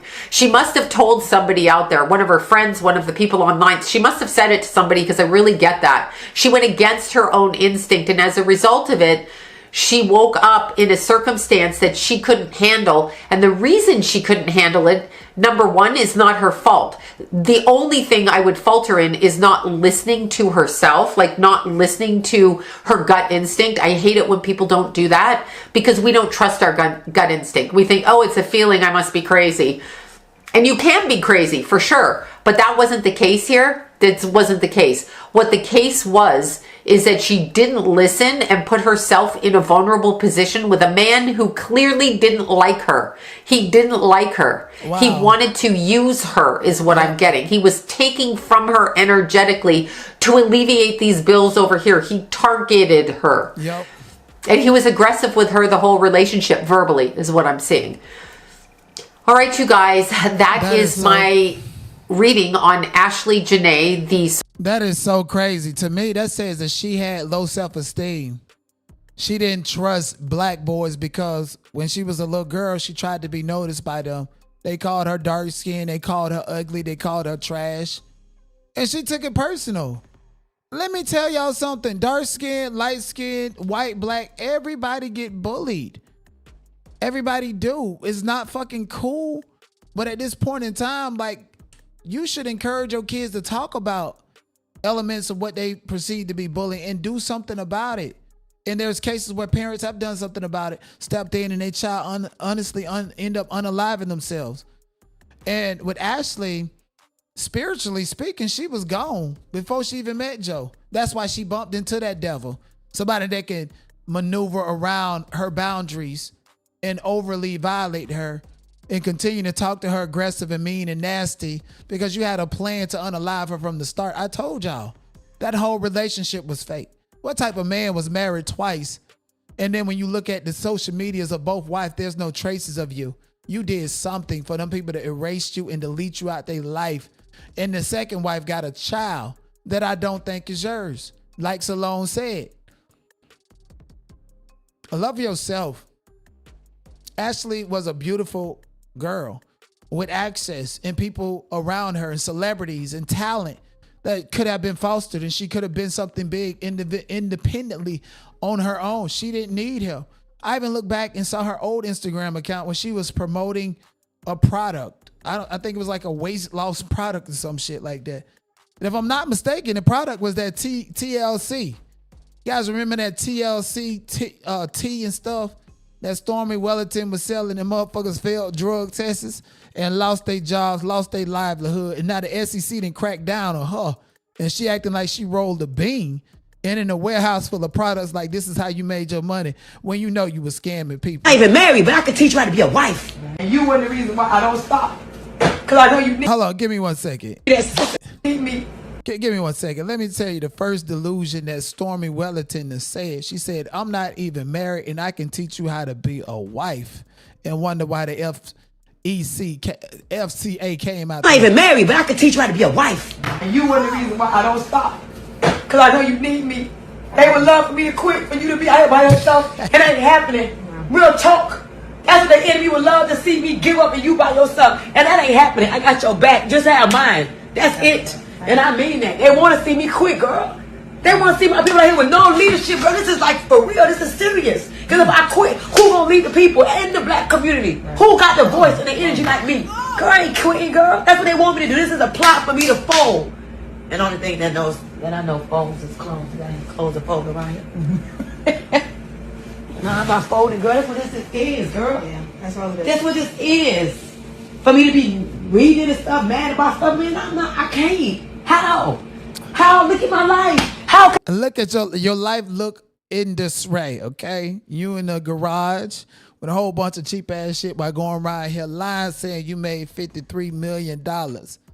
Where they at? I not think that just don't come with adversity, man. What am I supposed to do? Be mad and sad? I can't. And I know that there are people right now that's mad and I ain't sad. I'm only having a little energy with tears right now because I'm grateful. But I also want you to know you gotta win. If it wasn't for you and a few other people, girl, I'm not gonna lie. I want to do this. I need you to win. And I know you need my leadership. But me and you so good. You ain't never gonna not have my leadership because I'm never leaving your life because I know you know what it is. I'm not leaving you. That's what the enemy want to hear. They want to see you out here by yourself, and I'm not gonna be that girl. I'm not even married, but I can teach you how to be a wife. I'm not even married, but I can teach you how to be a wife. You need me. You need my leadership. You know, this sound like Trudeau.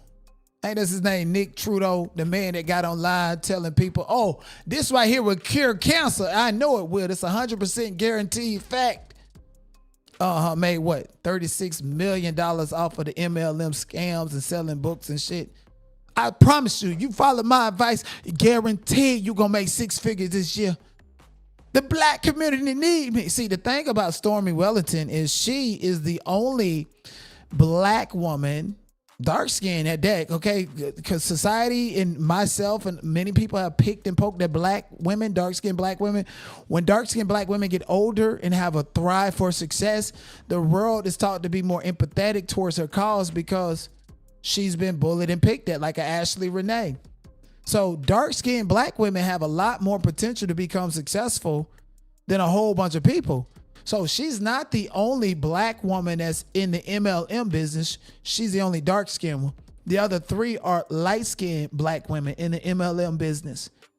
And the FEC has cracked down on her because she decided to start her own multi-level marketing company and go beyond the scope of TLC. They ain't have a problem cracking down on her through TLC. They had a problem when she started her own MLM, preaching about things like not being married and he can tell a woman how to be married.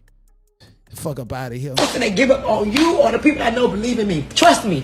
They want me to do that. I'm not doing it to y'all. And that's all. And I'm happy like it's a few of y'all that made me say no. Not on my watch. Y'all not gonna be out here by yourself. Don't know. And so these are the products that she's, selling and promoting through her company.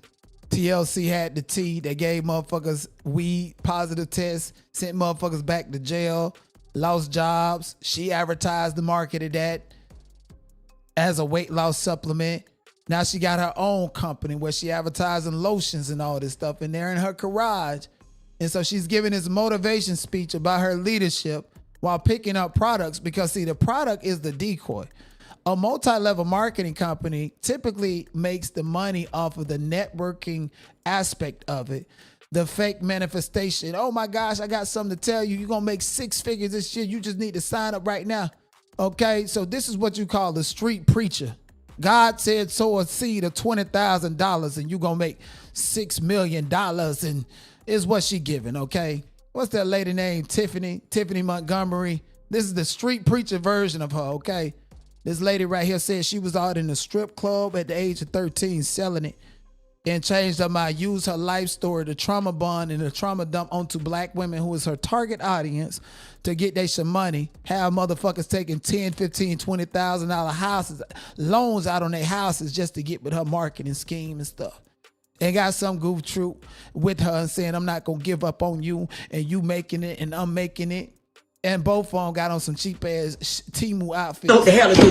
Now, when I know y'all got it, that's a different story. And that's why I need y'all to really be taking notes for real, keeping it up in you so you know what to do. So when the pivot does happen one day, you like, I already know what to do. She gave me the whole place, so y'all can say what y'all want. Follow me. That's it. It's about the legacies and the mind. And when the pivot does happen one day, y'all can say, I already know what to do. She gave it to me. So you need these people to keep on paying. You keep on taking loans out to fuel your life. Style, okay, while you're in a cheap ass garage with this product and stuff that you done started with your own company, you building it up. You shouldn't have got involved with the scam. You knew it was a scam at TLC and now you want to start a business to scam. Sounds like Miss Cleo. Call me now if you want to make 6 figures. All right, man. So I just want you to know, I know what this about, and I'm not going to fold, man. I'm just going to change my message because I know that I'm greater than just a check. Right. It ain't the money that you should be happy about with me. It's the mindset of who you become that should make you excited to work with Stormy Wellington. Not the money. The money is the last thing. You can get money anywhere. But who can help you become a woman, a wife? A woman, I'm not even married, but I can teach you how to be a wife. Because I've always been a wife. I'm not even married, but I can teach you how to be a wife. And I've always been a wife. I just didn't go down to the court and file the papers. And I never had somebody to tell me until death do us apart. And the FEC won't let you beat MTV or nothing. It's a scam. And you know, when you think about multi-level marketing, I was on Clubhouse early. Let me tell y'all something. Clubhouse get all the news before the blogs do. Everybody from Keisha Cole to Usher to Justin Bieber to iShowSpeed, they all got Clubhouse accounts. I want y'all to know that. And they all know me. And I keep trying to tell y'all, I be talking shit about people that I know and I have to send them a message to let them know so that they don't get mad. I don't know why they won't come out my bushes or whatever. Maybe I need to get rid of the fucking bullshit ass drama of it all, you know, to be more attractive to them. But these people know me. And Stormy Wellington has been on Clubhouse singing the same tune.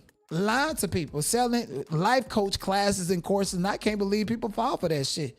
You even got people that sell classes on how to teach people to get a man. And if you get a man and go out and teach somebody else this, and you can be the coach under me, it's a multi-level marketing scheme. And their product ain't be number information or even weight loss supplements like what Stormy promoted. And when you think about the biggest MLM scams, next to Trudeau, Advocare, okay? This product promised people they get rich selling supplements, but most money came from recruiting. The same thing Tiffany Montgomery did in TLC in her new company. They had to pay $150 million settlement to the FTC. Company was shut down, and all the top promoters was banned from MLMs. Herbalife, that's a big one. Used misleading income claims, selling a dream more than the product. $200 million settlement. Okay, had to resurrect and reconstruct the whole business. Equinox International, classic pyramid structure disguises business. Company dissolved completely, banned from MLMs. Sunshine Empire, Success by Health. And recently, we see Stormy Wellington. Why did the FTC shut her down? And she's online telling people she can teach them how to be a wife, even though she's not a wife. Is that going to be her next life coach? Is that going to be her next lick read? FTC alleges she used fake income claims to recruit people. Likely outcomes, bans, fines, restriction on future marketing. The crackdown isn't old news. It's happening in real time. And then I went and pulled up the complaint about Miss Stormy Wellington, and the FTC, Federal Trade Commission, filed it against her. They allege that she uploaded videos on YouTube and all over social media talking about a compensation plan And when she was doing it with TLC, defended Stormy Wellington was a TLC participant, also called Life Changer, from late 2014 to August 2025. She ranked the Grand Ambassador, the highest rank in TLC, with millions and millions of dollars, dissuading and convincing black people, black women who have no access to capital, who are financially illiterate, to go out and collect loans to start up their business and do all this stuff and invest in this tier. Okay, you want the information? I'm gonna teach you how to. You want this tier right here? I'm gonna teach you this, but you got to pay more money over here if you want to know everything, like a fucking gypsy, or internet marketing course is what it was given. So she made videos in 2022, posted to her YouTube channel. I've been able to serve, support, and grow an amazing team. I've been able to coach 35 families to millionaire and multimillionaire statuses, which means there's no differences between them and you. So you could be the next 6-figure earner, the next 7-figure earner. It's totally up to you, is what she said. Selling motivation, selling a course, selling all of this stuff at the forefront, but behind the scenes getting you in scripts, talking to you to get you to go to the bank to take out loans or to invest everything in your last little bit of motherfucking money. 2023 video posted. If you could understand these basic things, you could be on your way to the next level. You could be the next 6-figure earner, the next 7-figure earner. In the same video, 2024 is the year of abundance. We're going to help 1,000 families make 6 to 7 figures again. I'm telling you, this needs to happen. Okay, 2025 on her Facebook. I've been here for over 10 years and I've made millionaires. And the truth is, giving people an opportunity to make $500 to $1,000 a week will save lives. DM me, let's talk ASAP. Baiting you to come into her scripted course where she got Indians and AI talking for her, all to get you to go down to the bank to take out credit loans and to empty your account and send it to her. She is a face of this scheme, this pyramid scheme, this done for you click, point, view, tier system, email marketing campaigns on Get Response or Aweber. She better be glad this case didn't move forward, because they would have pulled all this shit out. Find out how you was writing these scripts and these emails that sounded so personal, like it was coming from you. But it was all part of an MLM scam to convince people to empty their fucking pocketbooks and invest in what you got going on. Hundreds of thousands of people. And then, in August, the defendant announced that she was leaving TLC and had joined Formosa. Despite having only participated in Formosa for a short time period, she began making lifestyle and earning claims similar to those made while she was promoting TLC. In a video, she said, imagine having time, freedom, good health, good people, good energy, good morals and principles, and having a place where you could absolutely get rich. And I'm talking about respect, integrity, character, and honor. So send me a message if you want to be a part of my team. Because listen, I'm telling you right now, no less than 6 figures, no less. Repeat that to me, no less than 6 figures. This is the type of rhetoric that she spoke, and the FTC cracked down on her, filed a complaint against her, and said you are participating in fraudulent practices. And there was this whole conversation about these practices.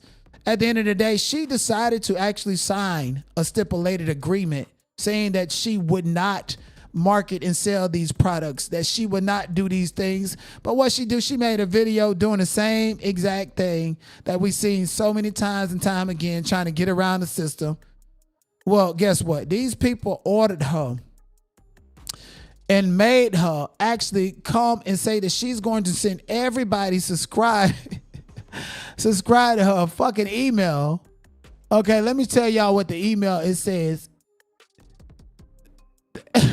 It's so embarrassing.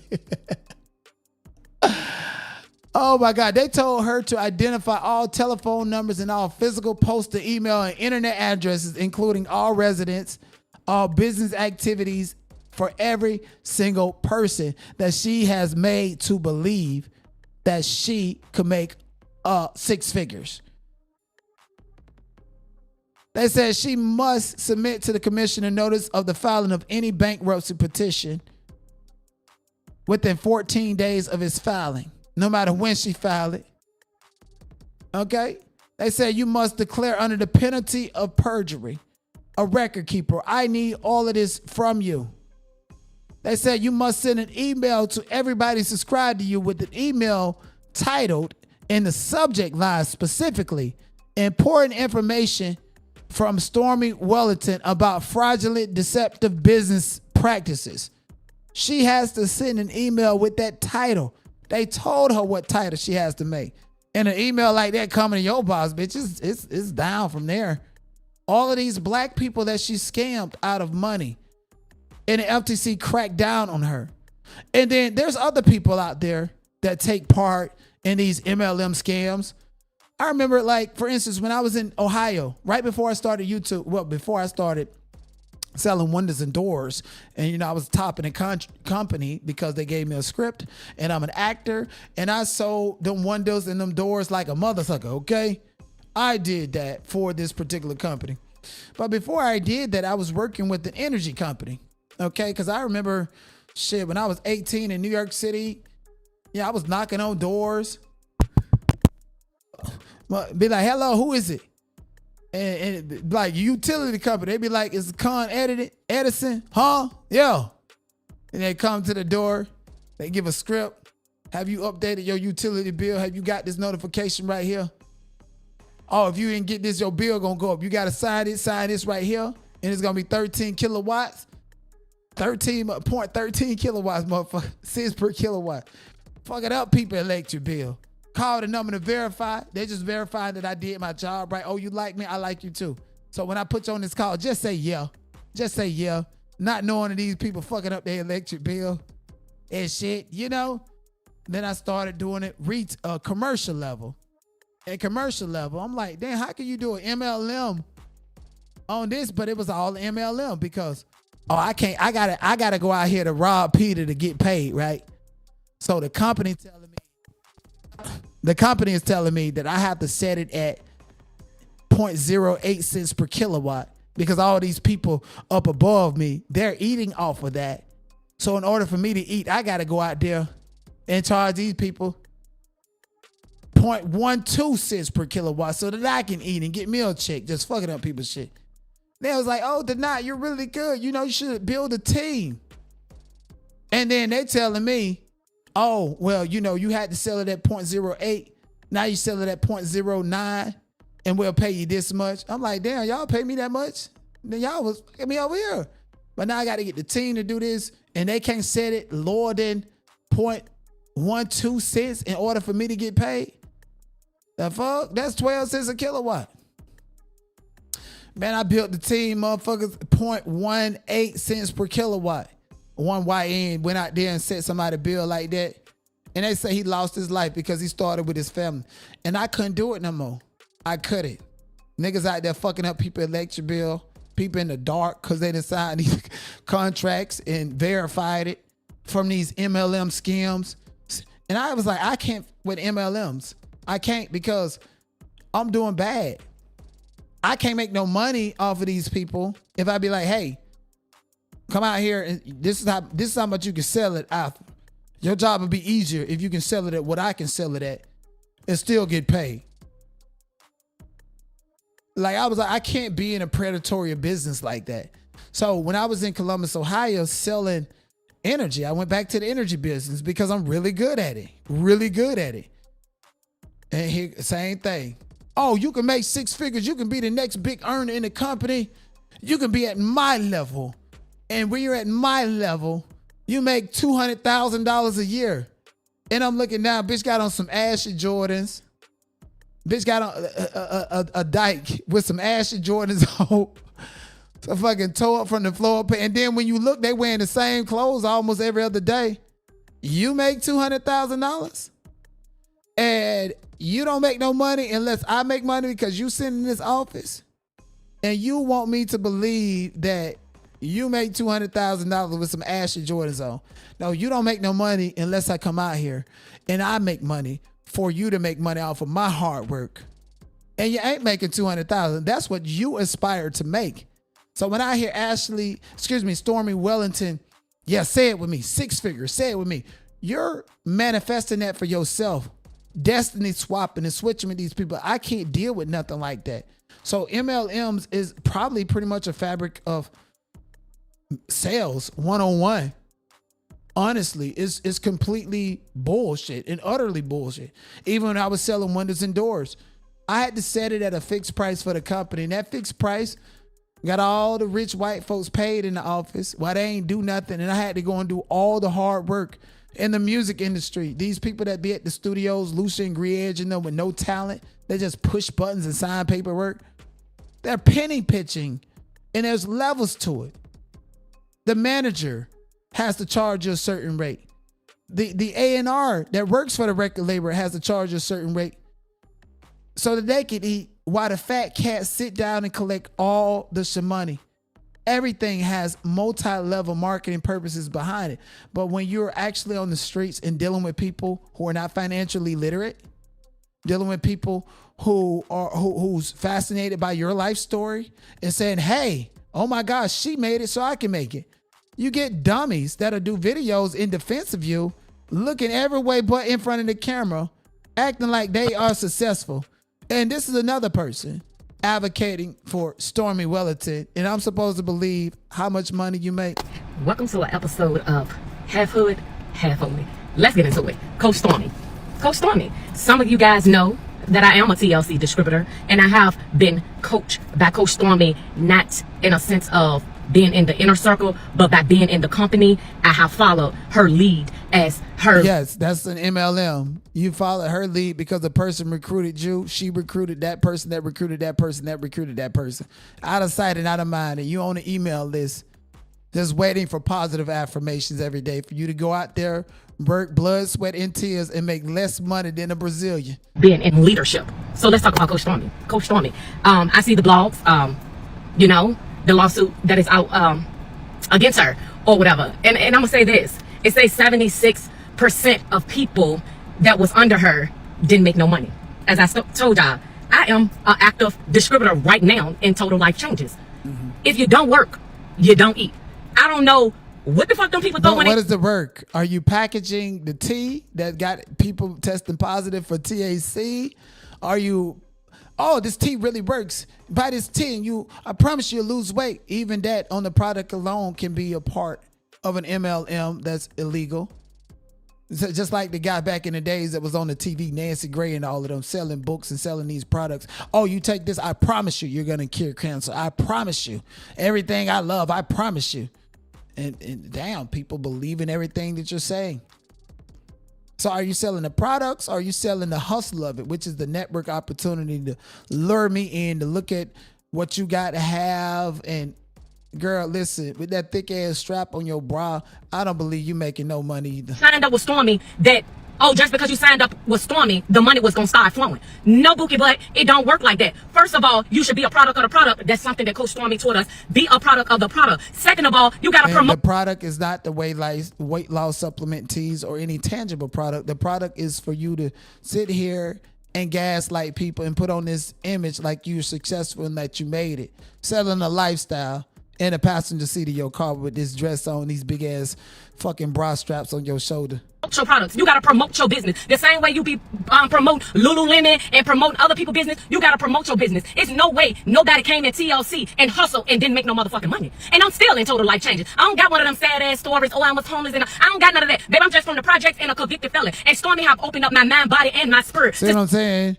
She told you ain't got her story, but you said you're in the projects and a convicted felon as a black woman. So many people can register that. And so many people be like, well, she's successful. She's talking like she got it. What can I do? That's my story too. So you selling your story the same way Stormy has sold her story onto other people too, to give fake sense of hope and fake opportunity. Okay, it ain't like it's a fucking goddamn solar company coming through town that's hiring convicted felons. You are the walking product. I'm a convicted felon and I'm a black woman and I'm still successful and you can be too. Oh, girl, how you successful? Sell bullshit to a tourist, knowing damn well you need any and every person that asks you to sign up for you to keep on making some money. And if you like them enough, you'll throw them in a pipeline to somebody else that they micromanage simply because you building your own pyramid And you make more money by them connected to somebody else in your pipeline opposed to them being connected to you. That's what you call a multi-level marketing pyramid scheme. See bigger, to see faster, to see if she can do it, bitch, I can motherfucking do it. She made me believe that I can do and be anything that I want to do and be in life. I just need to speak it in my life, believe it, and go after that motherfucker. No motion, no money. Yeah, I don't believe you at all. At all. All that foul shit coming out your mouth, all the over exaggerating, the articulation of the energy, the over in your face, and no, I'm good. Okay, even Stormy, this is her last video on YouTube. Okay, I'm gonna see what type of video she gonna post now that the FTC is on her. So I'm very sensitive in this season that I'm in, and I'm very mindful of what I say in the season that I'm in. So I'm very thoughtful with the things that I say. Right? I woke up this morning. I have the first woman I've ever recruited in the industry of network marketing. The first woman that I ever recruited in the industry from 2007. All talking points. The first woman how many people do you have believing that they are the first woman that you ever recruited? Trying to sit up there and gain trust and credibility by saying that this is the person that I recruited, the first one from these years ago. So you should trust me. I'm still in contact with the first person that I recruited. So it's not a scam. Come trust me. She is in a pivot season in her life. And God told me to let her stay with me this lady has been with me for the last few days. She not making me no money. She not doing nothing special for me. But God told me to give her this proximity so she could go home and pivot into power the way she needs to, beyond just money. So she's been blessed to see the little girl that walked into her at Baker's in Atlanta, who had no money. She is blessed to see that girl who needed to sell her a garment for $150 to put gas in the car to pay the bills. She needed to see that if you stay the course, if you really put God first, if you really move in faith, if you really are disciplined, if you really are consistent, if you really move. And she's adding God to her scam. Targeting Christians. Mind you, she got a platform on Nene Leakes, the Steve Harvey Show, and all this stuff to speak this motivation, life-changing, pumping. And these people are, oh my gosh, you got these products behind you and these products, and when you sign up with me, it comes with these products. But everybody buying a motherfucking products like that, and if they do, that's not where the money is coming from. The money is coming from the networking aspect of it. You being able to convince people to sign up under you, so money can be printed out and come to you like a unicorn just from you yelling and screaming, forwarding them to emails or contact you via DMs. Y'all know on Instagram and Facebook, y'all can have DM messages set up to where it's a pipeline to sell. Y'all don't know that? Y'all don't be talking to these people? Oh, I'm just going to make this video. And I'm going to make this video and yell and scream how successful I am. And it's going to be some gullible motherfuckers that come through. And I probably make $10, $15, $20,000 off this one video. Has nothing to do with ad revenue or the amount of people that's watching it. All I need is about 50 people to come through. That's it. A certain way that things can happen for you. She needed to see this. And so God told me, let her have access to my house. I don't even have an extra room, y'all. It's been so serious. And this is why I know God loves me.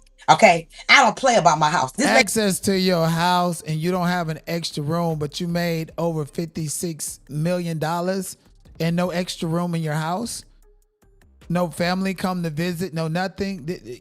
There's obviously a problem with this, and that lets you know that this woman is a scam artist. Lady has been sleeping on my couch. Let me talk to y'all. This lady, grown lady, 58 years old. That's crazy. Has been sleeping on my couch because she needs the proximity. She needs to see. She needs to feel. Her 5 senses needed to be awakened. And I knew God told me if I would have. But she got $56 million and got a grown 58-year woman sleeping on her couch. Somebody older than her. She quoted the age. Is you gonna bring her in the video? Because I believe this is just another story heist, and it don't look like she brought in the video at all. Your godly self, and most people, even right now, I ask God to bless those that have put their tongues on me. Every time that and who is this in the background pacing around like that? Like they can't wait for you to get off live stream line. rise up against me in judgment, like a dyke, shall be condemned by the Lord, not by me. I don't condemn tongues. I appreciate them. Y'all see that person in the mirror? A tongue can do a lot when it comes to marketing. A tongue can do a lot when it comes to branding. A tongue can do a lot for making people want to find out who you are. There's a lot of people that came to check on me. Just telling stories. And they want to know who I am. Who is this woman? So the followers are going up. The money is going up. The speaking engagements is going up. See what I'm saying? That's what she want to manifest. The followers are going up. The speakers are going up. The music, like this lady is a big time conscious hustler. The publicity is going up. It's like she's a Dr. Umar level type of scam artist. A nigga that you just sit up here and talk and sell your dream, get millions of dollars off of you, but no nothing to show for it. Honestly, girl, you don't look like you make $56 million. Anything significant going on? It don't. Marketing is going up. I couldn't have paid for this. Okay, so I pray for those that try to wrongfully come against me, hoping and thinking that they're going to destroy me. It ain't going to happen. It ain't going to work. You don't have the power. God has the power only. You don't have the power. So now she just bought God into all of her scheme. Now that she can't say, I earned this. I can promise you, you can make 6 figures now. And mind you, this video that we're watching right now, it was done after the FTC cracked down on her. She's suddenly talking about God. As long as you, God, 6 figures, God. Pray to God. God got you. God. Same thing every black bitch that's guilty like a motherfucker end up doing. All of my life.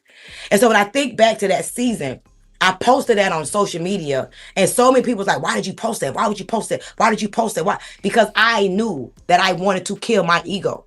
I did not want to be a person that can easily be embarrassed and feel like I need to defend and stand up. I wanted to get to a place that I let God fight certain battles. So when I posted that, what the world didn't know, but I'll tell y'all right now, 3 years later, I killed my ego. I of course, to this day, I got to check it and be like, I'm good, girl. You ain't worth 2 cents at motherfucking all. You're not worth 2 cents. Again, you're a scam artist and you're lying, and now you're putting God into it, okay? What she remind me of is Kevin Trudeau, right? All on Clubhouse, all over the place. They're doing this because she's a black woman. If she was white, light-skinned, they wouldn't did this. Oh, this is not like the Wolf of Wall Street because they were selling fake penny stocks and she's selling these products, weight loss and stuff no, she's selling a hustle. She's selling thin air and false belief. She's selling a rags to riches motherfucking story to hook you. She even did the same shit on Clubhouse today, and we gonna get to that. But again, for people to sit up here and say this is racist, y'all remember Kevin Trudeau? The man went on TV saying the same thing. Oh yeah, you take this, is gonna cure cancer, guaranteed. I guarantee you, I promise you this.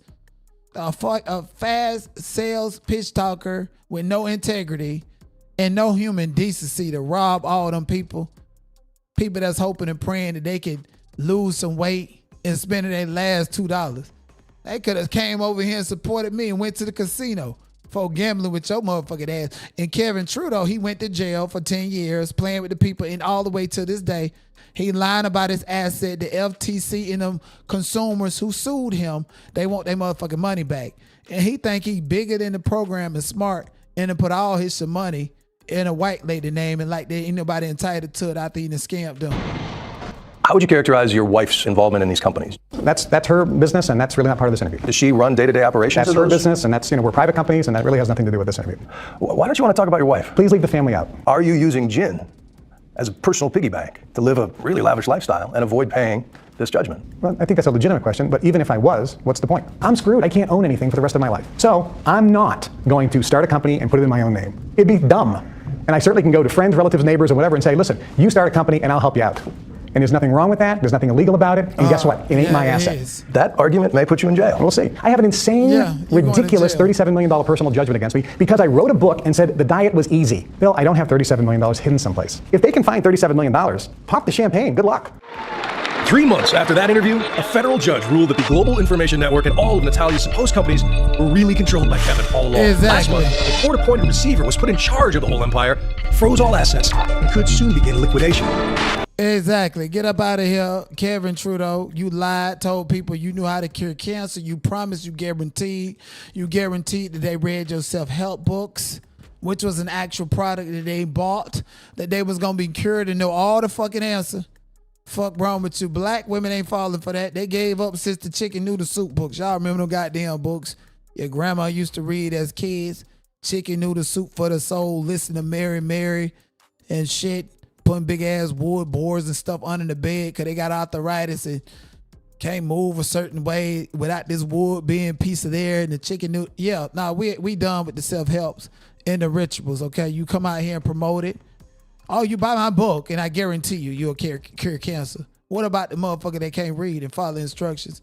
If your text was actually real and legit, they say he must give all of that up. That's a tangible product. Okay, your rags to riches story, Stormy Wellington on Clubhouse.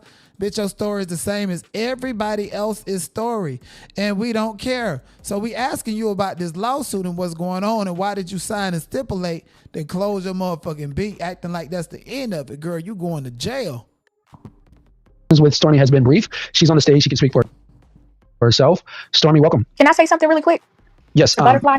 So to Butterfly, to answer your question about the difference from Wolf of Wall Street and what they were like Herbalife, I can only speak from that one. Herbalife had legitimate products. And look, she's talking about Urban Life. I can speak to that. When we just showed you Urban Life was one of the top MLMs that got sued and took down by the FTC. But see, on Clubhouse, they can't think that good. They got Grant Cardone beamed up in this room today on Clubhouse, and you got Stormy there, and that's Daphne Spring. Daphne, and I love Daphne. She's a famous comedian, up and coming. But girl, you wrong. Wolf of Wall Street was a movie about penny stocks, and then you went to Herbalife and weren't educated enough to understand that the FTC even came out the Urban Life, and they lost. So even with the product, they still lost, and they still was called to be fraudulent companies. Whereas he was doing pump and dump, which was like penny stocks that he knew that would never prosper. But Herbalife has legit products that they give their customers that is supposed to help with like weight loss and stuff like that. So that's the difference. So it's not the same. And if you don't use the product, then right, you see what I'm saying? She don't know that Herbalife was sued by the FTC and they had to restructure their whole business. And people like Stormy Wellington cannot be a part of Urban Life. She knows that. Grant Cardone know that. And we're going to get to Grant Cardone too because he's going to jail too. Whose fault is that? These people that what's up, Stormy? Hey, good morning, Stormy. I would like to how you doing, sis? Let's do this real quick while she's here. Hold on a second. I gotta say, TC, before you bring Stormy up, it is so sad to hear a woman like Butterfly condemn another black woman. Yeah, Grant, talking about it's so sad for a woman like Butterfly to condemn another black woman, right? And this is Grant Cardone, a white man that said he need the N-word passed. A white man who's adamantly said that his target marketing has specifically targeted a younger black demographic, focusing on street terms rather than big, nonchalant vocabulary to keep his message accessible, even though he'll go on Turning Point USA stage and forget about all the black people he done scammed with his 10X Hub initiative. The Grant Cardone Foundation partnered with the Circle of Brotherhood to establish a 10X Hub in Liberty City, Miami, to provide financial literacy and entrepreneurship training to urban communities. So he got like a whole setup where people take out loans to go to school, his school, to teach them how to network market and make all this money that he promised them on his white face alone. So he's the wrong person to be in a room with Stormy Wellington talking about lawsuits, because first and foremost, he himself is faced with a lawsuit, a big lawsuit right here. He thought he got off, but the Ninth Circuit Court of Appeal said that this class action lawsuit filed against Grant Cardone for his MLM structure, going in black and brown minority communities and making these people take out loans and invest in real estate with promises of money. And I promise you, if you invest right now, you're going to have a 10% return in 90 days. And that means in 10 years, you're going to have 150% in this yada, yada, yada. Okay, he had his buddies over there at the courthouse in the district court to take up for him. But the Ninth Circuit Court of Appeals said, buddy, this class action lawsuit is moving forward. And so with this class action lawsuit moving forward, they already got out how they're going to alert everybody who was scammed by Grant Cardone. Here's a prime example. I think this is which one? Exhibit 4. We're gonna send some postcards that says United States District Court of California, the Central District. If you purchase or otherwise acquire an interest in Cardone Equity Fund 5 or Cardone Equity Fund 6 through their public offerings, you may be affected by a class action lawsuit. And they're giving all the terms, all the details of who Grant Cardone is scammed with his multi-level marketing tactics, with his life coaching, and I promise you all of this wealth, and this is what you're gonna take, and this is what you're gonna give, and I promise you, he's so fucking butt broken, got the nerve to be in a clubhouse room when this document, the same day the FTC came out the Stormy Wellington on 4/13/2026. Guess what Grant Cardone filed in the court on 4/13/2026? Defendant's notion of motion and motion to commute buyout offer to individual class members. Oh, this is a 10-page filing. I seen and smelled none but ego in this filing. I already read it. He bragged and boasted about how Grant Cardone Capital has invested more than $1.8 billion of equity and built the $5.5 billion, 150,000 unit multifamily real estate portfolio. And mind you, the houses with the most value is the ones that he owned and he lived in, but they in the portfolio and they business assets, just like Kevin Trudeau trying to hide assets and how much money that it made, and told the court this offer to pay people back their initial investment plus a 10% interest. This offer exceeds the maximum potential recovery under Section 12 of the Securities Act sought by plaintiff in this case, which would necessarily include a substantial deduction for attorney fees, therefore reducing any recovery for each class member.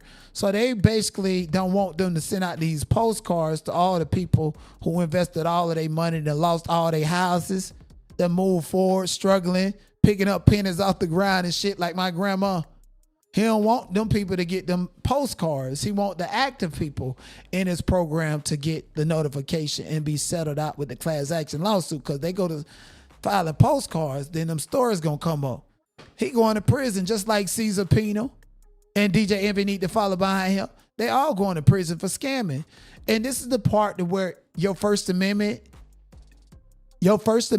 should be exercised to protect, defend, and freedom of speech, and with integrity. Your First Amendment should not be to say whatever you feel like saying, to get other people to cause financial harm to themselves because they don't know financial literacy and they don't understand the risk, the investment. The only thing that they hear is you speaking loudly and boastfully about how much money that they can make by following behind you and how much money you made. And you like to throw these fake ass figures that you claim to be yours in their fucking face. Okay. Stormy Wellington has been doing a lot of PR campaign movement right here. Was blackenterprise.com, which most black women read. Coach Stormy speaks out after settling FTC lawsuit. And the lawsuit specifically says that you cannot make direct statements or using suggestive lifestyle imagery such as photographs of luxury goods. This ban extends to any and other future business endeavors she may promote. Okay, and so she doing interviews and going out and saying her First Amendment is being choked and this is the First Amendment issue and I'm silenced and I like to speak manifestation over. You can't speak that while selling it to the public. No, ma'am. Because at the end of the day, what is given is that I'd rather go listen to a manifestation live stream. I'd rather go sleep and have the energy just or whatever y'all know, them sound waves and shit. Feel like you go to sleep, you're gonna lose some weight. Feel like you go to sleep, you're gonna wake up a new person the next day. Yeah, you were trying to walk and replace that to enrich yourself by causing poverty to other people. You're a fucking scam artist. So I don't understand why Grant Cardone, who has scammed so many young black men in Miami and all over the world to buy into his shit and thought that I was going to buy into it. But see, Grant, I played you when I was running Clubhouse. Grant Cardone has sent me over $3,000-$4,000 buying green beans in my room. But was I being socially irresponsible? Because see, I had a lot of black men and women to come into my room, and he paid to play. He paid so that they can DM him on Clubhouse, and he can send them an automatic message to indoctrinate them into his real estate scheme. Condemn another black woman. Another black woman. A black woman is here to speak for herself. She's gonna speak for herself. Oh, I didn't know she was here. I can't wait to hear. Let her speak. But before we do that, let's just do this real quick, guys. I'm gonna ask Stormy to speak. And I think she doesn't need an introduction, but some people don't know who she is. Stormy, I'll let her introduce herself because she could probably do it better than I could. But we're gonna give space for her to speak. Please don't interrupt her while she speaks, and we'll have a conversation. Stormy, thank you for joining the room. Tell us a little bit about yourself and kind of what you want to share. Can y'all hear me? Yeah, it's a little choppy, but go ahead. We can hear you. Okay. Okay, first of all, I am Stormy Nicole Wellington. Thank you so much, Grant, for sending me a text message, for inviting me to obviously a platform all about me. So it's such an honor to come from where I come from, nothing, and to now be on platforms such as this. First of all, I just want to say I don't want to argue. I hear a little energy from some people. I'm not very argumentative like I used to be. I don't want to argue. I'm not even here to defend. It's called black envy, Stormy. Black envy. There we go. Did you hear energy? I'm sorry, Stormy. This Grant guy and I had like a back and forth. My apologies. Go ahead. I want to say a few things that I'm not going to stay long because I could feel the energy. I just don't want to be a part of it. I just came out of something that could have been very, very detrimental to my life, my family. Just to give you all a little history, and I'm going to try to speak without implicating myself because some of you all don't really understand what's happening. I'll just tell you all this, just so you all can have some context and feel a little bit more comfortable with me here today. First and foremost, the gentleman who said I walked off because he didn't. No, man, we're in this room. Everybody's in this room, and everybody wants to know what's going on with this lawsuit.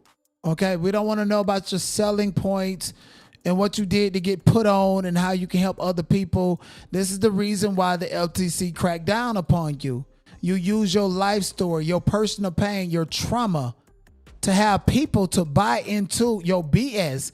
And that was the problem, because without you having people to buy into your BS, nobody, and I mean absolutely nobody, would have paid attention to you and anything that you were selling, like you are an influencer or anything to that regard. So why are you not on Clubhouse a couple of days after you signed an agreement telling the FTC that you will not do and participate in this behavior? Why are you suddenly on Clubhouse still trying to sell your main product, which is you? Buy into me, buy into my life story. I got all the tools that you need. I got the rags to riches story that you need to hear. And once you hear my story and how I overcame and how much money I made, buy into it, because this can be you too.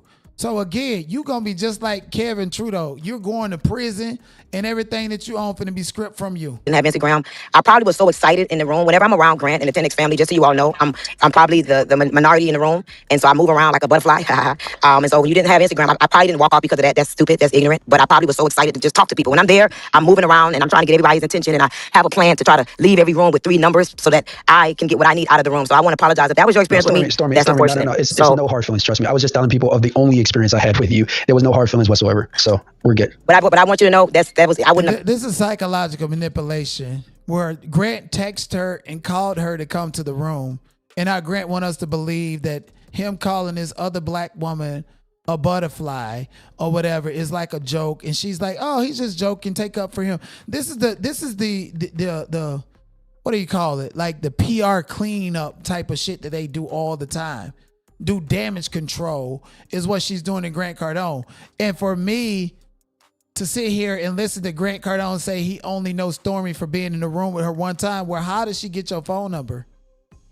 How did she get your phone number and trust you enough to be able to text you to come into this space? Because this is your God and your leader. This is who trained her. See, because Stormy Wellington was one of those people that listened to Grant Cardone and decided to pivot and go another way. You abused me, you did this to me. Instead of me having integrity, I'm going to go ahead and abuse other people because it happened to me and I'm desensitized to it.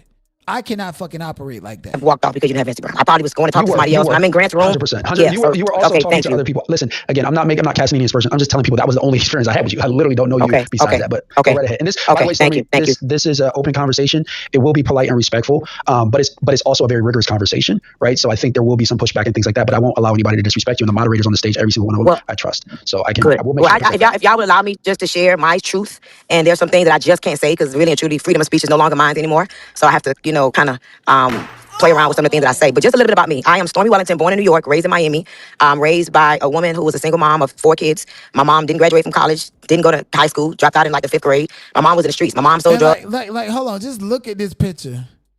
And no shade. The picture, the pasta, girl, you don't look like you made $1 million, let alone $53 million, girl. Like, get out of here.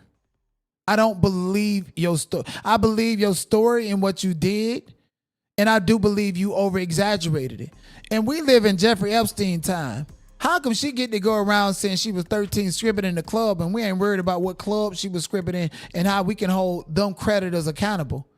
She can't tell you that. Want me to tell you why? Because this is a fabricated from rags to riches story and dealing with every trauma on every single level when it comes down to black women, which is her target demographic. And Grant Cardone taught her to do that. That's why he invited her to this room. Great. My mom was in the streets. My mom sold drugs. My dad was in the streets. I come from a family of hustlers and drug dealers and people that figured out life the way they figured it out. So I didn't grow up with, a silver spoon. I didn't grow up even seeing legitimate businesses being ran. Long story short, when I finally decided to get out in the world, I had no choice. I was 13 years old, and I wouldn't even say decided. When I got in the world, I was 13. My mom ended up going to prison. I had just gotten out of foster care after being in there for 2 years, and literally my mom goes to prison, and my brother and I was literally trying to figure things out. So at 13, I became a stripper. Okay, at 13 years old, no food, no parents, just a little girl out here trying to figure out life. And one of my friends was a stripper, and she was making money, and so she ended up introducing me to an owner of a strip club that let me dance at 13. So at 13 years old, I became a stripper because I needed food, not because I wanted to go buy some shoes or the next Gucci bag, but I became a stripper because of just survival mode. And then as a stripper, you can't go to school because you're up late, late at night. Then I ended up getting pregnant because I wanted somebody to take care of me. At 13 years old, I couldn't figure out life. I didn't know what to do. I'm a kid, so I ended up getting pregnant at 14 and had my first child at 15. So here I am, mom again. All right. And so ended up, being in the club, stripping, scheming, dropped out of high school. And then I ended up having my second child at 19, which was a girl, a daughter. When I gave birth to my daughter, I did not want my daughter to think stripping was the way of life. Dating drug dealers was the way of life. And so I just cold turkey stopped stripping. At that time, I started shoplifting. Again, I don't want to pity party. This is just my truth. How you feel about it is up to you. But I want y'all to have some context so y'all can see what this really is, what's happening. Okay. So ended up shoplifting for a living. I used to steal clothes, shoes, food to survive. Again, not an excuse, but my truth. Then finally, I read this book called Think and Grow Rich. And when I read Think and Grow Rich, I really started to believe that I could think and grow rich. But I didn't know what the vehicle was going to be. Okay. So my first exit and out of the streets and living a fast life was I opened up a boutique. So I had a boutique called Stephen and Style and My Child Clothing. I would buy clothes from the vendors, from the wholesalers. Work one of my books into your story somewhere, okay? Absolutely. I read your book too. I'd rather go be first than to be last. All right. And the 10X rule. So yeah. So anyway, here we go, guys. I'm living this life. You're so funny. You have to stop that. It's really weird. And especially because... And the 10X rule is really about scamming people and bringing more people onto the scam. That's what that's all about. They even got what company is that tell you to go sell knives to your family, and then after you get done scamming your family, then go brag about how you scammed your family to bring other people in to do the same thing. That's multi-level marketing. You're a man. Like, don't be weird. I'm sorry, Stormy. Please continue. No worries. Grant, if you learn, Grant, he's doing that on purpose. He's making you popular, Butterfly. He's making you popular. He's getting you some popularity, Butterfly. You should be happy that he knows that you're Butterfly. That's a big deal. But listen, so let me finish. So I ended up going to Atlanta for Freaknik, y'all. And I don't know if y'all know about Freaknik. I'm real kind of hood. Butterfly, was that you on Clubhouse? Because they playing with your name. Hood girl that cleaned up her life for real. So I went to Atlanta for Freaknik, and I saw a lot of black people succeeding. And I never started in my life. Here in Miami, you see a lot of white success, Latino success. And so when I saw black people successful here in Atlanta, I'm like, oh my God, maybe this is where I should be. So I used to be a TSA agent. I used to work at the TSA. I used to wear big, ugly blue uniforms. And then I literally quit that TSA job, gave that job back. I was dating a guy who had bought me a car, paid it up, and so I didn't have a car note. And I literally packed whatever I could put in my car. And I took $135 worth of nickels, quarters, and dimes, and I moved to Atlanta. When I got to Atlanta, do you guys see this? This is my first time hearing her say she worked for TSA. And we know that black women at the Atlanta airport, which is and black women makes up the most demographic or TSA agents. So she's still pandering to black women. Do your research. Do your research. It's mostly black women working TSA. Tyler Perry just try to go and help out the TSA agents because he knows it's mostly black women that's affected by this government shutdown and the TSA and not making money. So now she's targeting agencies and industries where black women dominate to trash them. Oh yeah, I was working TSA, that big blue ugly uniform. So if somebody worked for TSA or somebody knows somebody that worked for TSA that's not getting paid, oh my gosh, Stormy Wellington used to do this and now she's made $56 million. Let me go listen to her. Let me buy what she's saying. And it's a whole bunch of bullshit. Mixed with a little bundle of products that you ain't even interested in selling.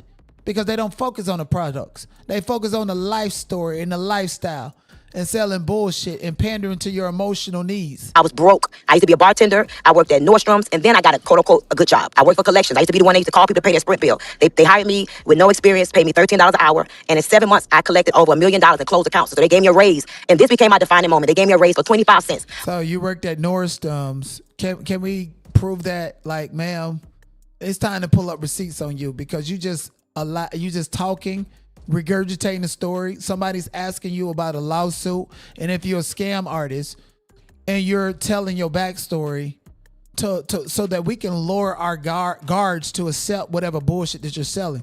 It's kind of like, remember the other day, last week, it was some woman that came live and said she went to church with Christian and that she had pictures of Junior and didn't send the receipts. And the first thing we heard out of her mouth was her own trauma to add credibility to everything else that she had to say. And we later found out that all of it was bullshit.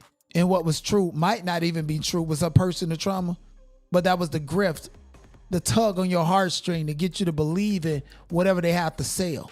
When I got that 25-cent raise after bringing them $1 million, I said, no, I got to figure out another way. So I prayed to God to send me an opportunity. Then I got introduced to network marketing. And when I got into network marketing, what gave me the belief that I could do it, when I saw another black woman that was rough around the edges, that had a lot in common with me. She was making $60,000. And I said, oh my God, if she could make $60,000 a month, I could keep my 13, 25. You're still advertising prices. And you're talking about another black woman who's just like me, rough around the edges. 60. Who is this lady? Can she speak for herself? Because as far as I know, you're the #1 black lady who has championed and mastered MLM. Who was this lady that was making all of this money? Can she speak for herself instead of her being a part of your life journey and why you got into MLM and feel like it's okay to scam the rest of these black bitches? Please tell me, who are you talking about specifically? 5-hour job, and I could make me extra $500 to $1,000 a month, pay my bills, take care of my 2 children at the time as a single mom. Fortunately, that didn't happen. I believed so much that I quit that job, and I would leave my house every day selling products, physical products. This is not pyramids is when there's no physical product and there's only. See what I'm saying? Pyramids is when you do sell a physical product. Okay, this works and this is life changing and it's gonna change your life. You barely promote the products, and when you do, it's half gas. You're more interested in recruiting people to sell the products. And if you're recruiting people to sell the products to make your money, that's how you're making your money, the product becomes a decoy or irrelevant at some point in time. And again, that tea that they were selling over there at TLC had motherfuckers coming positive for STDs, THC, all that shit. Talk and hype and fluff. So I've always been in companies that have physical, tangible products that people could buy, use, experience, and of course consume. So my first company, I was selling a garment, and I was selling detoxes, and I was selling this drink. And I literally would leave my house every day with a goal of making $150 a day. That hustle mentality is what got me to where I'm at right now. Every day I would go to Walmart, Target, Walgreens, CVS, the beauty salon, the nail shops. When and where, girl? When and where? Because even when you posted up with them products, the people you was giving samples to, they probably bought a box or two. But the real money and the real grit of it all was for you to recruit them for they can sell them too. That's the real money, sweetheart. And that's what you run on air. $56 million in this big ass house. Girl, you was not out there at no Target selling no motherfucking pie of drinks. Selling no big ass bag. You ain't doing none of that. And ain't no man in your life, and I done seen this picture, seen what it's giving. You a straight bull act. Just like the founders of Black Lives Matter, always pandering to the black community. Got a black man using it and pulling the weight off his back in order to collect some money. You need to go to jail, Stormy, with a bunch of because you're a liar. We need to see proof of all of this stuff that you did. Because you didn't come to the internet until it was time to network market and spread your network marketing message across the globe to bitches that you don't even know. Wouldn't even spit on if they was on fire. I was in my car, and I would sell to everybody I came in contact with. And you know what ended up happening? I hit my goal of 150 some days I made 300, some days I made 1,000. And I would celebrate my success. Every time I made 150, 200, 300, my reward was that I get to go home early. And so I created a rhythm that made me very consistent and disciplined with moving the products, right? And then when my friends saw me, my friends who said, that's a scheme, that's a scam. Because understand, a lot of, and this is not a racist conversation, but this is just the truth. A lot of black people think that, when they see another black person succeeding, it had to be a scam or something illegal. No. It's see how she's pandering. All of this that they're doing. So all my friends, even my mom, was like, that's a scam, you're scamming people. And I'm like, how? You love this product, you bought it because you love it. I get to make a percentage of the sale because I bought the product through you. People do it all the time. They get referrals, they get affiliate commissions, they get real estate commissions. It's not any different. And so when my friends saw me making money, my friends got excited and they joined the bandwagon. And I ended up helping a lot of my friends make money. Now I can't make any income claims. This is a sale. Sell the product. Didn't I just tell you about the knife company? Sell the products to your family and then bring them in so they can sell them to other people. And that's how you make money. And one day you're just going to be able to sit and not do anything at all because its pipeline is working for you. And you get up and just make a motivation video so that this pipeline can keep on making money for you. That's why I was tripping about the video she did. And holding up a product. Girl, you're not selling, you're not doing none of that.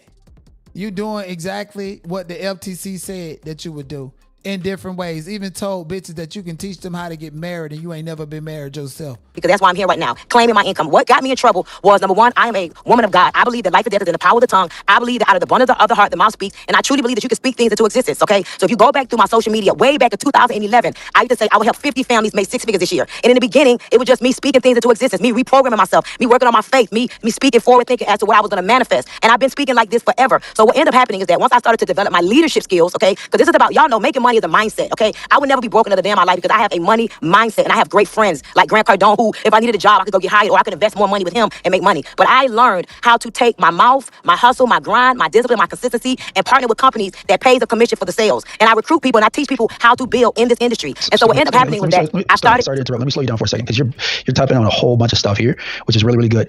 Really quickly, I respect your story. Like there's not enough respect that's given to people who have that from the bottom up story. And I know you're talking about like the importance of hard work and dedication and that type of thing.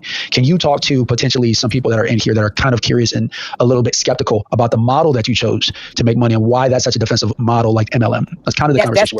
That's where I'm going right now. That's where I'm going right now. But you can't tell the story without the story. That's the problem. That's the problem that everybody's having right now. You're not going to understand why I chose this model without my backstory. My backstory is the most important part. I had no skills. I didn't know about blueprints and systems and strategies. So you're recruiting. Your whole speech is to recruit. Is to convert somebody a failure, low down on their luck, not financial literate, have no future, no goals, no plan, no education. These are the people that I want. People that can barely get a fucking credit card. You qualify to take a loan out. Instead of taking a loan out on a house, go ahead and take a loan out and fuck your credit up with Stormy Wellington and the MLM she has going on. I was a hustler. I was a hustler. I was a girl that knew how to buy something for $10 and sell it for $20. And so when I find a model that's very similar to what I already understood, I was like, oh, this is a no-brainer. I could still buy for 10, sell for 20, but now I get to bring my friends and family and people who I meet onto this opportunity. Wow, this is amazing. So why did I choose this business model? Number one, I feel like that collection agency really taught you a lot of the skills that you use. The collection agency taught me a lot of skills, sis. The strip club taught me a lot of skills, sis. Being on Section 8, food stamp taught me a lot of these skills. Dating men that use me for what I had. She taught me a lot of these skills. But yes, you're absolutely correct. So why did I choose MLM? And I tell you, I believe in MLM because you can start with a very minimal investment up front. You don't have to have business acumen, business skills. In MLM, you get a product, you get a leader, you get systems, you get opportunities to be what most people want is recognition, especially in my space. You get recognition, you get travel, you get a lot of things that a traditional business don't give you unless you develop it. In network marketing. Skills. Yeah, you get skills, you get leadership, you get to grow in the industry, and you get paid in direct proportion to the value that you add. The success I've had over the 2 decades is because I am a leader with the right mentality. Okay, and this is 1 times 5, but even at regular speed, watch how fast she's talking. The problem that I did, and I want y'all to understand what I did wrong. I did not know that you cannot legally say, I'm going to help 1,000 families make 6 or 7 figures a year. And if you're going to legally say that, you're going to have to go produce all the families. So I got on and I heard Grant saying. Yeah, you're going to have to produce all the families. You're going to have to produce the people that you help. And the girl that was with you at your house the other day and with you in that video when you had that cheap ass leopard outfit, she can come on the internet and tell how bullshit you is. And next thing you know, you're going to end up in prison. You're going to need these people and these 35, 50, 11 families that you said that you was going to help. You're going to have to produce them because TLC gave out reports and said nothing but 4% of the company made over 6 figures. And you just started your own MLM and saying you made that much money from your own MLM. And it just started. Was it because you transferred and shifted over all of the TLC customers to your brand? Is that why the FTC cracking down on you because you left TLC, a white man company, and started your own? I do believe that. Both of y'all are fucking frauds. And you learned your lesson through being in business, and you're now adjusting and pivoting and making better decisions moving forward. I'm going to repeat it. Let me say it one more time. I want to be very specific. And I shouldn't say that because I could get myself in trouble. You cannot say, if you do this, you're going to do this. You're going to do this. You cannot legally say that. If somebody doesn't like you enough, anybody could get reported. You cannot say, like I saw something this morning. Let me show you how I made $500,000 in the last year. Let me teach you, buy this book. Anybody could be in the position I'm in if they're doing that kind of marketing. We cannot say numbers and dates or numbers and skill. No, that's not true. If I make a certain amount of money and I'm showing people with honesty and integrity, this is how I did it. And saying there's no guarantee for you, but this is how I did it. Okay? This is how I did it. And this is a strategy that worked for me. A lot of things are involved. Personality, approach, hustle, etc. You didn't say that. You made it sound like all these black people that just was lazy and sat up on their funk ass with felonies and ragged the richest store that sold some coochie, that they can just break up with their husband and live a lifestyle Stormy Wellington way and wonder why you ain't got no man. Because they could get you. I could have been put out the industry of network marketing. I did not, thank God, because I love this industry. No matter what I do, I will always advocate for this business model because it changed my life. So number one, yes, I've learned that you cannot make income claims. You can't. Now that I'm never again going to make an income claim, they won't have a reason to come get me or come after me because It's not just about an income claim at all. It's not just about, it's really about the focus. If there was a forensic evaluation on Stormy Wellington or even Grant Cardone, and ask them how much money that they're making from the product. Stormy Wellington is selling products, okay, through TLC and our own company. How many of those products did you sell? And how much money did you make off of that? Okay, now how much money did you make off of networking? And did those products that you sold to them came with the networking opportunity? Because if so, the products are just a decoy. You understand what I'm saying? I brought this person into my company at this rate and they automatically came with 3 products. Okay, that's very different than somebody who's not interested in your hustle of it, actually just buying the products. That's not where the real money is. The real money is talking that shit and selling bullshit to them and selling a fantasy and a dream. And everything these multi-level marketing people say, especially through Grant Cardone 10X Club, it's to say where you project and where you want to be. I'm going to show you how I made $50,000. And they tell you how they made $50,000. And next thing you know, you the reason why they're making that $50,000. And after they make the $50,000, oh, brother, man, I'm making $100,000 this year. I'm going to teach you how. Oh, I made $50,000. Man, I'm going to teach you how. Let me teach you how I did it. Let me put the game on you.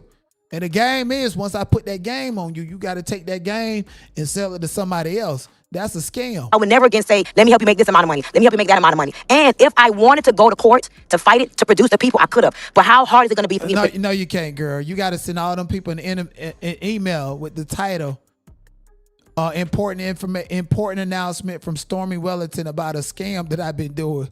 Produce all the people that I helped to make money. It was going to be too challenging. So I just said, you know what? I would never make another income claim. I did not know I could not do that. I've been doing this since 2011, and now I know I'm going to do better. So now what I have to do is change my messaging. And I've always been about mindset. I've always been about growth. I've always been about leadership. I've always been about discipline. I've always been about, finding the right mentor and coach to take you to the next level. But again, why am I here, you guys? Because what most of us do is in the coaching, development space, and even in the investment space. We say, invest this, you get this. Do that, you get that. And that's what the problem is. And so if I would have known that, I would have never even did it. But now that I know better, I get to do better. Go ahead. Stormy, some of the criticisms that people have, which I share, of MLM is that it doesn't allow you to own any of the defensible IP. You don't get to own any type of trademarks associated with the product that you're selling or any copyrights or patents to the product you're selling. My biggest concern has been, and I'm a business owner myself, and like I said, we've had the opportunity to meet. I'm sure we'll meet again. Yeah, that's because the patents and the ownership is in the other company name that's directly connected to you, like a shell corporation. Again, what they're doing is street level, guerrilla style predatory marketing directly to the people that all companies use. But I've come from a background that is very challenged, and that yields itself to certain exploitations opportunities. Can you talk about how a black business owner that's looking to make money, or again, evade the money conversation altogether, just a black business owner, what they do in light of the fact that they don't get to own any IP, or what navigational... Can I ask you a question real quick, TC? Yeah, let me just ask What's the Stormy real difference quick, between Daphne. that and a celebrity sponsorship or endorsement? They don't own any of the equity in the company. Okay, that's possible. Or even as an influencer, if I promoted before Hulu and stuff like that, they don't give me equity in their company. So I don't get why equity would be expected. Well, the thing is that you're doing it from or any job that any. That's a great argument by Daphne. And I told you guys, Daphne she's that edge, okay? Like when I tell y'all all the celebrities, Clubhouse is the hideout for, if you're somebody, you're there. Natalie Nunn, all of them are on Clubhouse. They've been on Clubhouse. Any black person You're doing it from your company though, right? If you're working in an MLM, maybe there's opportunities for you to have your own company and defensive trademarks and copyrights and things like that you can protect, but you're still pushing a product that's not your own, that you can't defend. They can kick you off of their affiliate. That's the same thing. Well, That's hold on, what's the difference? one second, ladies. I understand, like, listen, I do this on a regular basis. I know that I'm going to provoke some like negative response. I'm doing it on purpose, okay? I know what I'm doing. But the idea here is that I don't get to own. They could strip that affiliate contract from me at any moment. And then what am I left with if my entire business model and my entire claim to fame has been connected to these Avon products I've been selling? So I guess that question is to Stormy. You can answer however you like. And just know this is my energy. This is how I moderate conversations. It's nothing personal. I would love to answer that. I would love to answer that question. And I'm going to be very honest with you. If that's your dominant thought and need, well, maybe network marketing is not for you. See what I'm saying? Deflection.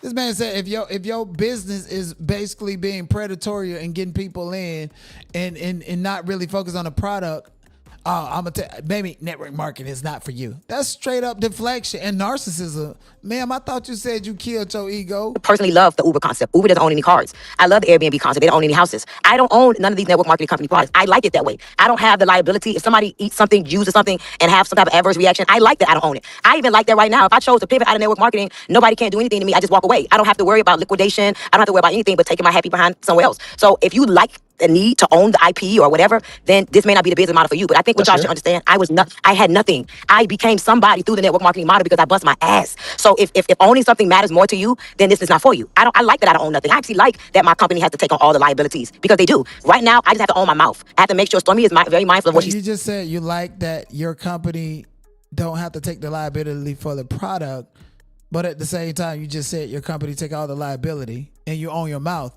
So if you are a business in conjunction with a company that has a product as a front, then you should be held liable. You just basically conceded to that. That's what you're liable for. Everything that's coming out your mouth in conjunction with that product. She says to prevent this situation happening again. And I want to tell y'all something. I have friends that got sued. They had to pay millions and millions of dollars of fines. I'm so grateful God graced me with this because I got favored by not having to pay no fines. I just can no longer make any income claims and I would never do it again. So if you need to own the product, then maybe this is not for you. I don't have an ego in the product. I care about the income and the outcome and the lives that I can touch through the business model. That's my priority. Who can I help live a better life through this business model? And I very much care about, does the product work? I'm not going to push a product that I don't believe in. Every product I ever push is because I believe in it and I think that people can have a better life with it. So I don't own the product and that's what I choose. I like that. If I wanted to own my own product, I could create my own company. And I have a skincare company that I actually don't even push because I like the network marketing model better because I get to help. I love helping people. And that's why I do network marketing because you don't have to have, you can come from Yale or jail. You can have a PhD or a GED. Anybody can be in network marketing. And that's what makes it so beautiful. You don't have to be smart. You could be, dumber than a bag of rocks. Okay. And you can get into the industry and it could change your life. All right.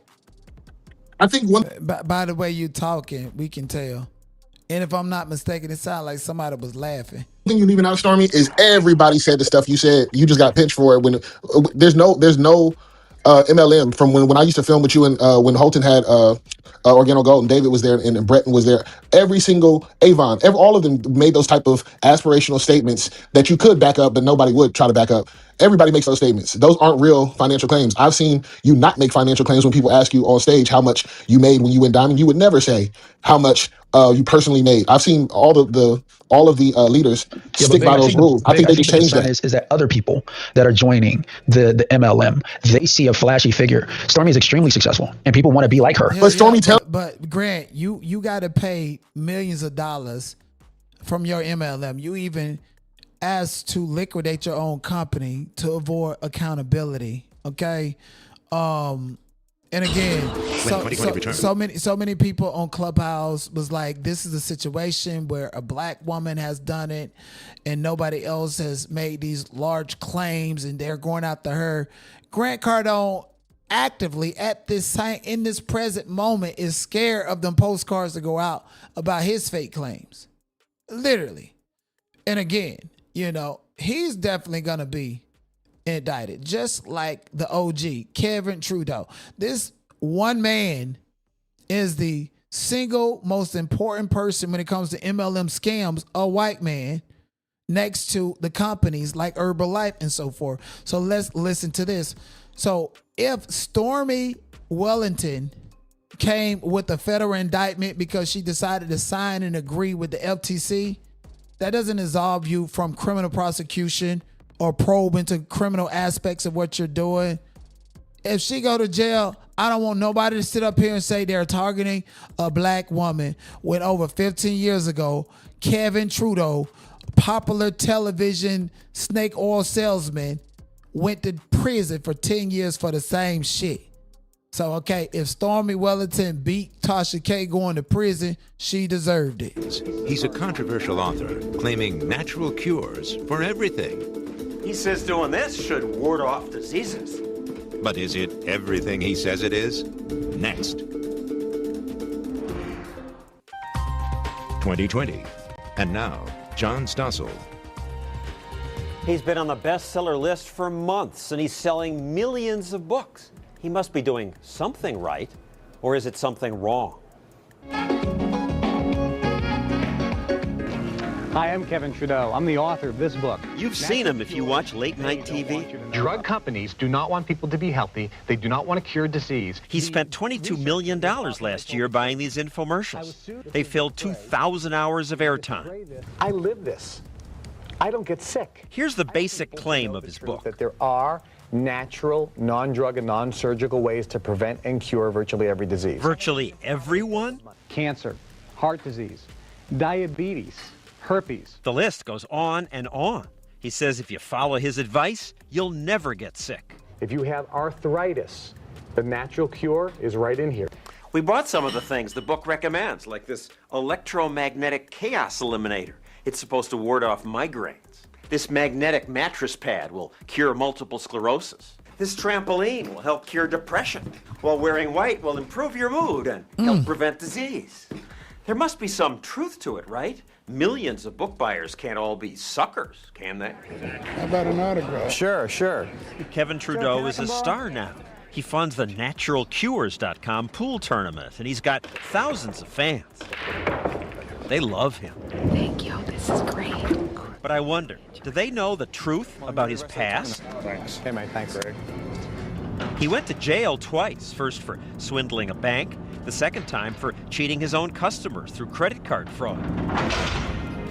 From Chicago. Once out of jail, he appeared on TV as a memory expert and made false claims, says the FTC, about improving your memory. Now, I call it a mega memory so that people can do pretty amazing things, such as... See what I'm saying? So he brought up books, he brought up products that claim to work wonders, claim to change your life, claim to cure you, claim to do these extraordinary things. He still has a YouTube channel that he posts videos on. And any day now, he can go back to prison. Okay?